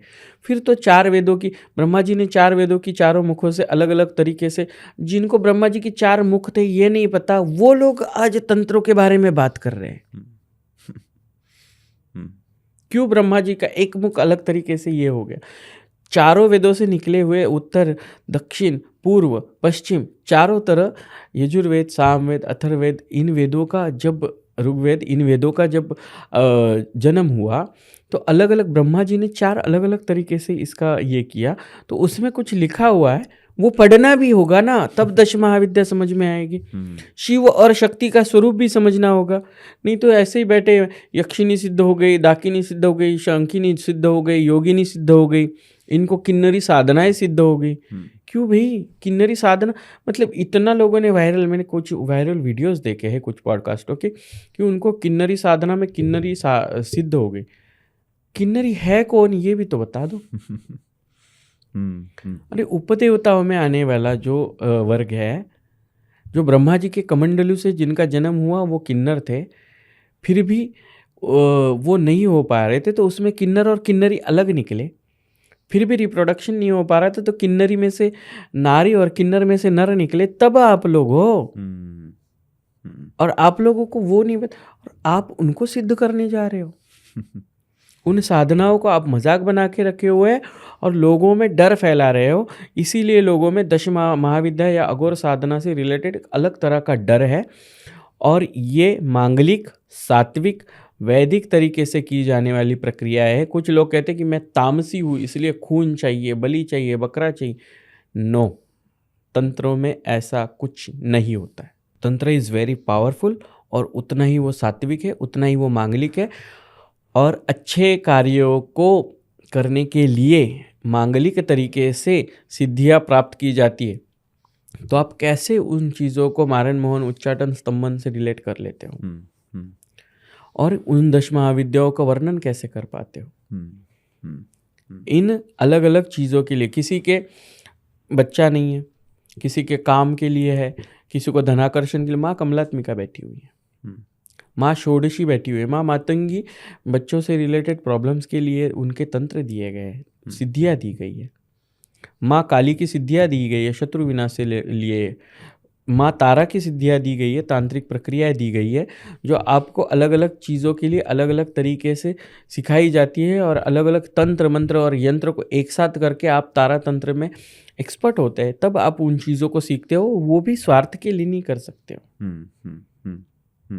मैं किसी को नहीं कह रही हूँ कि मैं बैठे बैठे मर जा बोलूँगा तो मर जाएगी, लेकिन तांत्रिक आजकल कह रहे हैं। देखिए, वास्तुशास्त्र, न्यूमरोलॉजी जो अंक शास्त्र है, खगोल शास्त्र जो है, इन सारी जो कॉस्मिक एनर्जीज जो है उनको और हमारे रत्नों को, नक्षत्रों को समझना बहुत ज़रूरी है। उनको अगर समझना है तो जो 10 तरह की विद्याएं दी गई है उनको एक साथ समझना ज़रूरी है। जब उन 10 अलग अलग तरह की विद्याओं को समझोगे और तब आपको काली, तारा, छिन्नमस्ता, भैरवी, षोडशी और इन माताओं के बारे में पता चलता है। तब आपको पता चलता है कि व्हाट इज दश महाविद्या। दश महाविद्या माँ काली से उत्पत्तित हुई ये अलग अलग तरह की विद्याएं हैं जो अलग अलग तंत्रों के लिए, अलग अलग कार्यों के लिए, अलग अलग चीज़ों के लिए यूज़ होती है। और कोई भी एक पर्सन हमेशा ही सारी ही दश महाविद्याओं को सिद्ध नहीं कर पाता है। बहुत रेयरली या कम लोग हैं। आप देखिए, किन्नर तांत्रिकों में पहले नाम आता होगा किसी का, मुझे पता नहीं है, लेकिन आज पावरफुल किन्नर तांत्रिक करके मेरे नाम के नीचे लिखा होता है। I don't know why. मैंने कभी किसी पॉडकास्ट में नहीं कहा कि मैं पावरफुल तांत्रिक हूँ। मैं तो ब्लैक साड़ी पहनना भी इग्नोर करती हूँ कि नहीं बाबा, काला कपड़ा पहन के वो लोगों को लगेगा कि नहीं, बट आई लव ब्लैक। और मुझे लगता है कि मैं काली साड़ी पे अच्छी दिखती हूँ, दैट्स वाई मैं काली साड़ी पहनती हूँ। मैं तो हमेशा किसी भी मेरा पिछला कोई 60 पॉडकास्टों में से एक पॉडकास्ट होगा उसमें मैंने काली साड़ी पहनी, और ये दूसरा ही पॉडकास्ट है जिसमें मैं काली साड़ी पे बैठी हूँ। अदरवाइज मैं काली साड़ी नहीं पहनती हूँ, क्योंकि लोगों के मन में वो नरेशंस आ जाते हैं ना कि नहीं, हाँ तो काला पहना है तो एक काला जादू करती है। काला जादू होता क्या है? ये 10 महाविद्याएं है जिसमें की जाने वाली कापालिक या अघोर तांत्रिक पिशाचिक साधना जो है, शव साधना जो है, वो रात के समय में या फिर उस समय में की जाती है और घनघोर अंधेरे में स्मशान में की जाती है। इसलिए उसको काले कपड़े पहन के कर लिया तो काला जादू बन गया। काला जादू नाम की कोई प्रक्रिया ही नहीं है, मैं वापस बता रही हूँ। हमारे महाराष्ट्र में उसको करनी कहते हैं। आप थोड़ा बंगाल की तरफ जाओ, उसको बंगाली जादू कहते हैं, बंगाली तंत्र कहते हैं। आप थोड़ा इधर दिल्ली में आओ, इधर काला जादू वाला बहुत पेड़ उगा हुआ है। थोड़ा सा आप और राजस्थान की तरफ जाओ, उधर टोटका कहेंगे, टोना कर दिया, टोटका कर दिया। काला जादू कहाँ लिखा हुआ है?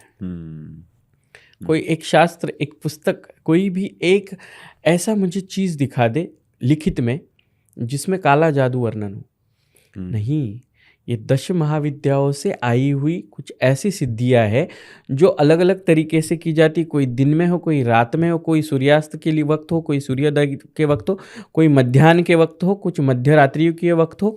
उसकी जगह अलग अलग है। कोई हवन के पास की जाती है, कोई स्मशान में की जाती है, कोई मंदिर के पास की जाती है, कोई मंदिर के सामने, माता के सामने की जाती है, कोई घर में की जाती है, कोई पेड़ के नीचे की जाती है, कोई नदी के किनारे की जाती है। वो अलग अलग तरह से अलग अलग चीज़ें की जाती है।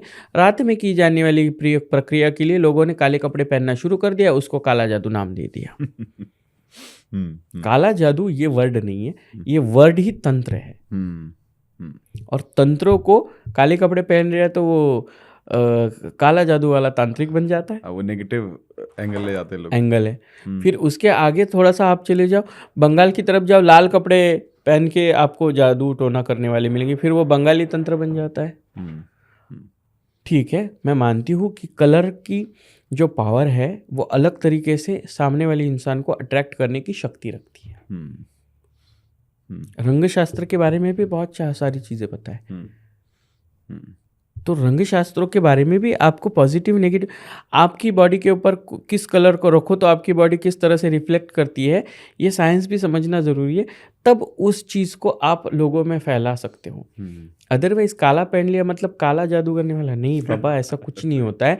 और ये सारा समझना, और अलग अलग तरीके से वशीकरण प्रक्रिया हो, सम्मोहन हो, या फिर वशीकरण हो, आकर्षण हो, उच्चाटन हो, ये सारी चीज़ों को, शत्रु विनाश हो, युगल वशीकरण हो, दो प्यार के जोड़ों को मिलाना हो, शादी से रिलेटेड प्रॉब्लम सॉल्व करना हो, बच्चों से रिलेटेड प्रॉब्लम सॉल्व करना हो, मैरिटल एक्स्ट्रा मैरिटल अफेयर से रिलेटेड प्रॉब्लम हो, या फिर किसी को अपने साथ रखने के लिए की जाने वाली प्रक्रियाओं को समझने के लिए जिन सिद्धियों को किया जाता है, उन सिद्धियों की महारानियाँ हैं 10 अलग अलग विद्या, और उन 10 अलग अलग विद्याओं की अलग अलग देवियाँ हैं, उन्हें ही 10 महाविद्या कहा जाता है।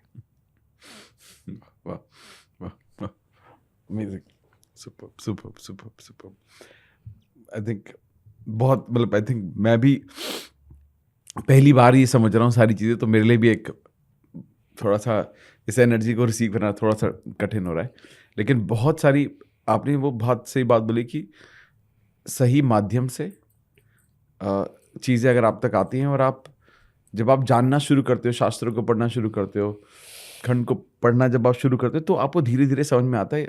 और आज के टाइम में बाहर बहुत सारी चीज़ें चल रही हैं, लोग कुछ भी बोल रहे हैं, बट ये भी समझना है कि वो साधक है भी या नहीं है, वो जानकारी रखता भी है या इतनी नहीं रखता है। और ये कुछ ऐसा ज्ञान नहीं है जो रातों रात किसी में प्रकट हो जाता है। 16 साल, 15 साल से 16 साल, अभी 16वां साल ख़त्म हो जाएगा ये आने वाली मकर संक्रांति को। 16 साल से बस समझ रही हूँ तंत्र क्या है। मैं कभी कोई पॉडकास्ट मुझे दिखा दो जिसमें मैंने कहा हो मैं तांत्रिक हूँ या मैं मांत्रिक हूँ, मैं ये करती हूँ या मैं वो करती हूँ, नो नेवर। मैं एक साधक हूँ जो उन चीज़ों को साधने की कोशिश कर रहा हूँ। सुंदर, अति सुंदर। कोई लोग बैठ के बोलता है कि मैं ऐसा तांत्रिक हूँ वैसा तांत्रिक हूँ, इससे परे परे हो जाइए। और किसी को समझना है या किसी को पहचानना है, 60 के 60 पॉडकास्ट में गई हूँ, 60 के 60 पॉडकास्ट वालों को, सभी को, आप 60वें हैं, सभी को मैं निवेदन करूँगी दिल से, सभी लोगों ने यही वाक्य आज भी मुझे अमित जी ने कहा है कि आपका एक अलग ऑरा है, आपकी एक अलग चमक है, आपका एक अलग तेज है। ये 60 के 60 पॉडकास्ट वालों ने कहा है। क्यों कहा है मुझे नहीं पता है, लेकिन पॉडकास्ट देखने वाले लोग भी कहते हैं कि आप एक अलग वाइब्रेशंस रखती हो। तो वो पॉडकास्ट वाले आके कमेंट करें कि हाँ हमने भी ये फील किया है, या फिर उनके सारे पॉडकास्टों में आप देखिए, हर एक पॉडकास्ट में उन्होंने कहा हुआ है कि एक अलग पावर हो। कोई ऑफ कैमरा कहता है, कोई ऑन कैमरा कहता है, लेकिन वो अलग तरीके से कहता है। देखिए, शुद्धता को पहचानने की ज़रूरत नहीं होती, वो अपने आप दिखती है। सोना और बेंटेक्स सेम भी दिखते होंगे ना, लेकिन असली नकली की फ़र्क जानने के लिए हॉलमार्क्स दिए गए हैं। तांबा और पीतल में जैसे अंतर कर पाते हो ना, जैसे पीतल में और सोने में अंतर ना समझने वाले लोग हैं ना, वही लोग पॉडकास्ट बहुत ध्यान से सुनते हैं। और उनको पता होना चाहिए कि पीतल एक ऐसा मेटल है जिसकी कुछ की वैल्यू नहीं है, बहुत कम वैल्यू है, और उसी की तरह दिखने वाला हॉलमार्क या रजिस्टर्ड होने वाला जो धातु है वो सोना है। आपको सोने की परख करनी है, तब आपको समझेगा कि कौन सच्चाई बता रहा है, कौन झूठ बता रहा है ना। उसी पीतल को पॉलिश करके बेंटेक्स बना के अगर सामने बिठा दो तो वो सोना नहीं बन जाएगा। बस आपको पीतल को सोना बनाया गया है या शुद्ध सोने को चमकाया गया है, ये समझना जरूरी है। बहुत सुंदर, बहुत सुंदर। डायमंड्स भी लैब ग्रोन डायमंड्स है, मोजोनाइट डायमंड्स है, नेचुरल कट डायमंड्स है। डायमंड्स में भी अंतर है ना। सच्चा चमकने वाला डायमंड जो अंधेरे में भी चमकता है, वो डायमंड आपको ढूंढना है। और यही माध्यम है पॉडकास्ट की, जिसके माध्यम से आप सच्चाई को समझ पा रहे हो। बहुत लोग बहुत कुछ बोल रहे हैं, मुझे नहीं पता कौन क्या बोल रहा है, बिकॉज़ मुझे इतना टाइम नहीं मिलता, इतना वक्त नहीं मिलता है कि मैं वीडियोस देख पाऊँ या फिर उस वीडियोस में कौन क्या बोल रहा है ये समझ पाऊँ। लेकिन हाँ, जब भी मैं ट्रैवलिंग में होती हूँ, हमेशा मुझे ये चिंतन रहता है कि मुझे क्या और सीखना है। तो आपको क्या और सीखना है, तो उसके लिए आपको इसी तरह के लोगों को ढूंढना पड़ेगा और उस लोगों को इस माध्यम से सुनना पड़ेगा। अगर जब आप ठीक से प्यार से बैठ के, मैं एक फ़्लाइट में ट्रैवल कर रही थी, मेरे ही जस्ट बाजू में बैठ के कोई मेरा ही पॉडकास्ट हेडफोन्स लगा के सुन रहा था और उनको पता ही नहीं था कि एक सीट छोड़ के मैं बैठी हूँ और मैं तो देख रही हूँ ये मेरे पॉडकास्ट सुन रहा है। इट मीन्स कि ये लोग इस बारे में सोच रहे हैं, अपना वक्त निकाल रहे हैं और अपने वक्त को वो समझ रहे हैं। तो आपको भी समझना है, तो आपको इसी तरह के माध्यम से समझाना ज़रूरी पड़ता है। और इसीलिए मैं 60 पॉडकास्ट कर चुकी हूँ, इसलिए कि आप लोग समझे, एटलीस्ट आप लोगों को श्रद्धा और अंधविश्वास का अंतर समझ में आए। बस यही काम होता है एक महामंडलेश्वर का, एक धार्मिक धर्मगुरु का, जो मैं करती आ रही हूँ। सच्चाई बोल रही हूँ, इसलिए कंट्रोवर्शियल। नहीं, अब मेरे को तो बिल्कुल नहीं लगा कि आप कि कुछ भी ऐसा था जो किसी के भाव से अपोजिट कुछ होगा। बहुत जेन्युइन भाव से, और आप तो हमेशा बोलते हो यही कि मैं कुछ भी अपने मन से नहीं बोल रही हूँ, सारा शास्त्रों से शास्त्रों से लिखा हुआ है। वहीं पे कुछ ऐसा नहीं है कि कहानी कुछ बनाई गई है। जब शास्त्रों के रेफरेंस से बोल रहे हैं तो फिर उसमें ये सब चीज़ें नहीं आती। बट मुझे लगता है कि जो लोग, जिनको उनके रेफरेंस का नहीं पता है, या जो इतना करेज नहीं है कि वो पढ़ लें जाकर ताकि वैलिडेट हो जाए, वो करने को लोग शायद कभी तैयार नहीं। जिनको 16 पुराण नहीं पता है, जिनको 4 वेद कौन से ये पता नहीं, जिनको धर्मशास्त्र क्या है ये पता नहीं है ना, ऐसे ही कम दिमाग वाले लोग कमेंटों में आके गालियाँ बकते हैं। क्योंकि चीफ मेंटेलिटी और चीप मेंटेलिटी में अंतर है। चीफ मेंटेलिटी के जो लोग होते हैं ना, वो सीधा कनेक्शन करते हैं मेरी आंखों से, जो पॉडकास्ट में देख के भी समझ पाते हैं कि हाँ इसमें कुछ है। और चीप मेंटेलिटी के लोग बस मेरा वीडियो पे थंबनेल देख लेते, अरे इसका क्यों आ गया नीचे, इसको क्यों बुलाते हो पॉडकास्ट में। क्योंकि आप ही के जो बैठे हुए जो फ्रॉड गुरु लोग हैं ना, वो आपको ये करवाते हैं, उनकी मेंटेलिटी चीप है, मुझे सुनने वाले चीफ है। अमेजिंग, बहुत ही सुंदर, बहुत ही सुंदर। एक आखिरी सवाल मैं आपसे पूछता हूँ। जितने भी लोग हमें आज सुन रहे हैं, हमारे ऑडियंस, मैं चाहता हूँ ऐसा कोई आप मार्गदर्शन दो ने फाइनल वर्ड्स में कि अगर अपने जीवन को एक कुछ स्तर तक लेकर जाना है तो आपके लिए जीवन का रास्ता क्या होना चाहिए, जिसकी शुरुआत आप आज से कर सकते हो, क्योंकि नया साल भी आने वाला है ना। शायद हो सकता है नए साल पे रिलीज हो, लेकिन ऐसा कोई मार्गदर्शन उनकी सोच को जो इम्पैक्ट करे कि भाई आई थिंक ये वक्त है जागने का, समझने का, और किस डायरेक्शन में आपको सोचना चाहिए, कर्म करना चाहिए, ताकि आप एक सही जीवन को लीड कर सकें। हाँ, सबसे पहले तो सॉरी अमित जी, मैं आपकी एक बात को काटना चाहूँगी और उसका मैं विरोध करना चाहूँगी। कर सकती हूँ ना? हाँ बिल्कुल बिल्कुल बिल्कुल बिल्कुल जी। नया साल कब आ रहा है? 1 जनवरी से? मतलब हाँ, मतलब इंग्लिश कैलेंडर के अकॉर्डिंग। शास्त्रों के हिसाब से नया साल शुरू होता है चैत्र से, जी जी जी, है ना? जी, और तब से नया साल होता है, ये सनातन धर्म की परंपरा है, तब से शुरू करें। ये अंग्रेज़ों ने दी हुए अडॉप्टेड चीज़ें जो है ना, ये नया साल नहीं है। जी जी, हर दिन हमारी ज़िंदगी में नया साल है, agree. नया दिन नया साल होता है। हर दिन को साल की तरह जियो और हर साल को एक दिन की तरह समझो। आपको अगर कुछ करना है तो आप अभी से, आज से शुरुआत करो। क्यों 1 जनवरी से शुरू करना है? क्यों आपके बर्थडे से ही कुछ चीज़ें आपको करनी है? आज, अभी, आज करे सो अब, अब नहीं करोगे तो कभी नहीं करोगे। ये वाली चीज़ हमारे पुरखों ने बता के रखी। आप, मैं सबसे पहले कुछ करना चाहते हो ज़िंदगी में तो सबसे पहले ना अपनी माँ बाप की इज्जत करना सीखो, फिर अपने गुरु की इज्जत करना सीखो। मैंने ऐसे भी बच्चे देखे हुए जो क्लास में सर को कहते तू बाहर तो मिल रहे, जो क्लास में बैठे बैठे मैडम क्या कर रहे थे, आज माँ मैडम बॉम्ब नहीं लग रही है। ये मैंने सुनी हुई चीज़ है, ये मैंने देखी हुई चीज़ है। ऐसे आप अपने गुरु की इज्जत नहीं करते हो, अपने गुरु की एक मनोकामना भक्ति से इज्जत करने वाला इंसान होना चाहिए। अपनी माँ बाप की इज्जत करने वाला इंसान होना चाहिए। जो मातृदेवो भव पितृदेवो को मानता है, वो गुरुवे नमो को मानता है ना, वो परमात्मा को पा लेता है। और तब उसको एक सच्चा गुरु मिलता है जो उसको आध्यात्मिक राह पे ले जाता है, और वही गुरु आपकी ज़िंदगी में खुशियाँ लाता है।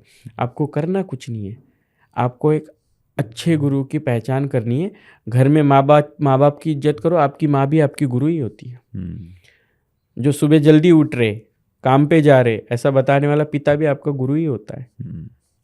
स्कूल में अभी करो, 12th के बाद आपको ज़िंदगी में बहुत कुछ करने को मिलेगा, या ग्रेजुएशन कंप्लीट करो, अच्छी नौकरी मिलेगी।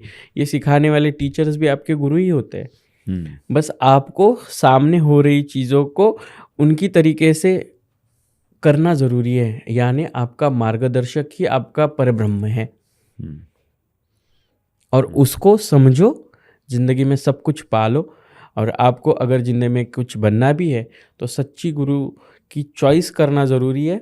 माँ बाप को समझना ज़रूरी है।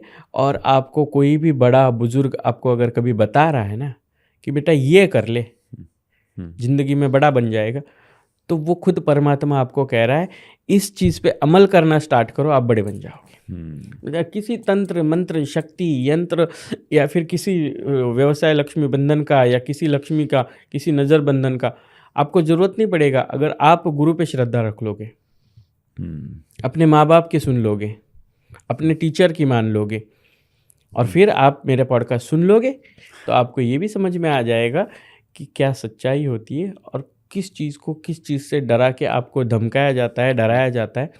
ये समझने की अकल आप में आ जाएगी। बहुत सही, बहुत ज़रूरी है। तभी आप अच्छे इंसान बन पाओगे, और अच्छा इंसान ही, भला इंसान ही बड़ा बनता है। यही लोगों को सीख लेनी चाहिए। बाकी मैं तो आती रहूँगी, आपसे बातें करती रहूँगी। आप बस समझिए, अच्छा लगे तो चैनल को लाइक कर दीजिए, सब्सक्राइब कर दीजिए। मिलते हैं 61th पॉडकास्ट में जल्दी। और बहुत बहुत शुक्रिया अमित जी कि आपने इतनी सारी बातें जो लोगों के दिलो दिमाग को कंट्रोल कर सके ऐसी मुझे बताने का मौका दिया। आप सभी लोगों का बहुत बहुत शुक्रिया। ऐसे ही आप सभी लोगों का प्यार बना रहे, और माता महारानी त्रिपुर सुंदरी आपके ऊपर कृपा करे, और बाबा महाकाल जी आपकी सर्व मनोकामनाएं पूरी करे। ओम नमो नारायण। जय श्री महाकाल। हर हर महादेव। हर हर महादेव, हर हर महादेव। तो जितने भी लोग ये पॉडकास्ट देख रहे हैं, I am sure about it, वो एनर्जी, वो ऊर्जा आप महसूस कर पा रहे होंगे। शब्द कम है मेरे पास एक्सप्रेस करने के लिए कि मैं आज कितना कुछ सीखा। मैं सच बोलूँ तो मुझे ऐसा लगा कि शायद अभी भी बहुत सारी चीज़ों में मैं बिगनर ही हूँ। शायद बिगनर से भी एक कुछ पहले स्टेप होता होगा कि आज शायद किताब खरीदी है, तो अभी पढ़ी नहीं है, अभी आज तो शायद सिर्फ किताब खरीदी है। और मुझे लगता है कि बहुत सारा अध्ययन की ज़रूरत है, बहुत कुछ समझना, बहुत कुछ सीखने की ज़रूरत है। क्योंकि जब जब आपके पास मैं हमेशा बोलता हूँ कि एक पॉडकास्ट करना एक बहुत बड़ी अपॉर्चुनिटी होती है कि इतने बड़े लोग, इतना ज्ञान रखने वाले, इतने बड़े साधक, आपको ना पता नहीं, ये ब्लेसिंग ही होती है कि आप तक पहुंच जाते हैं। क्योंकि जस्ट सिर्फ इसीलिए कि हम पॉडकास्ट करते हैं, सोचिए। तो मुझे लगता है कि पॉडकास्ट करने का सबसे बड़ा जो सौभाग्य हमें मिल पाता है वो है कि ऐसे लोगों से आप रूबरू हो पाते हो, मिल पाते हो। और वापस से मैं बहुत सारी किताबें पढ़ता हूँ, आप सबको पता ही है, लेकिन मुझे ऐसा लगा नहीं, अभी भी तो बहुत बचा है, बहुत सारा अध्ययन करना है, बहुत कुछ सीखना बाकी है। और मुझे ऐसा लगता है आज वापस से मेरी एक नई शुरुआत हो रही है। और जैसे कि बहुत ही खूबसूरत बात बोली कि 1 जनवरी का तो बिल्कुल वेट नहीं करना चाहिए, पहले तो सनातन कैलेंडर को फॉलो करना चाहिए हमको, लेकिन उसके से भी ज़्यादा ज़रूरी है कि हर दिन नई शुरुआत है। बहुत सारे लोगों के लिए शुरुआत ये पॉडकास्ट जब वो देख रहे हैं वहीं से हो सकती है। और मुझे पता है कि ये पॉडकास्ट लाखों लोगों की ज़िंदगी को बदलेगा, उनकी ज़िंदगी में एक डिफरेंस लाने की कोशिश करेगा। और बहुत सारी जो अंधविश्वास या बहुत सारे जो गुरुज बहुत सारी चीज़ों से जो डरा रहे हैं, उस डर को ना ज्ञान में बदलो, तो फिर डरना बंद हो जाएगा। आपका वापस से दिल से बहुत बहुत धन्यवाद और जय श्री महाकाल।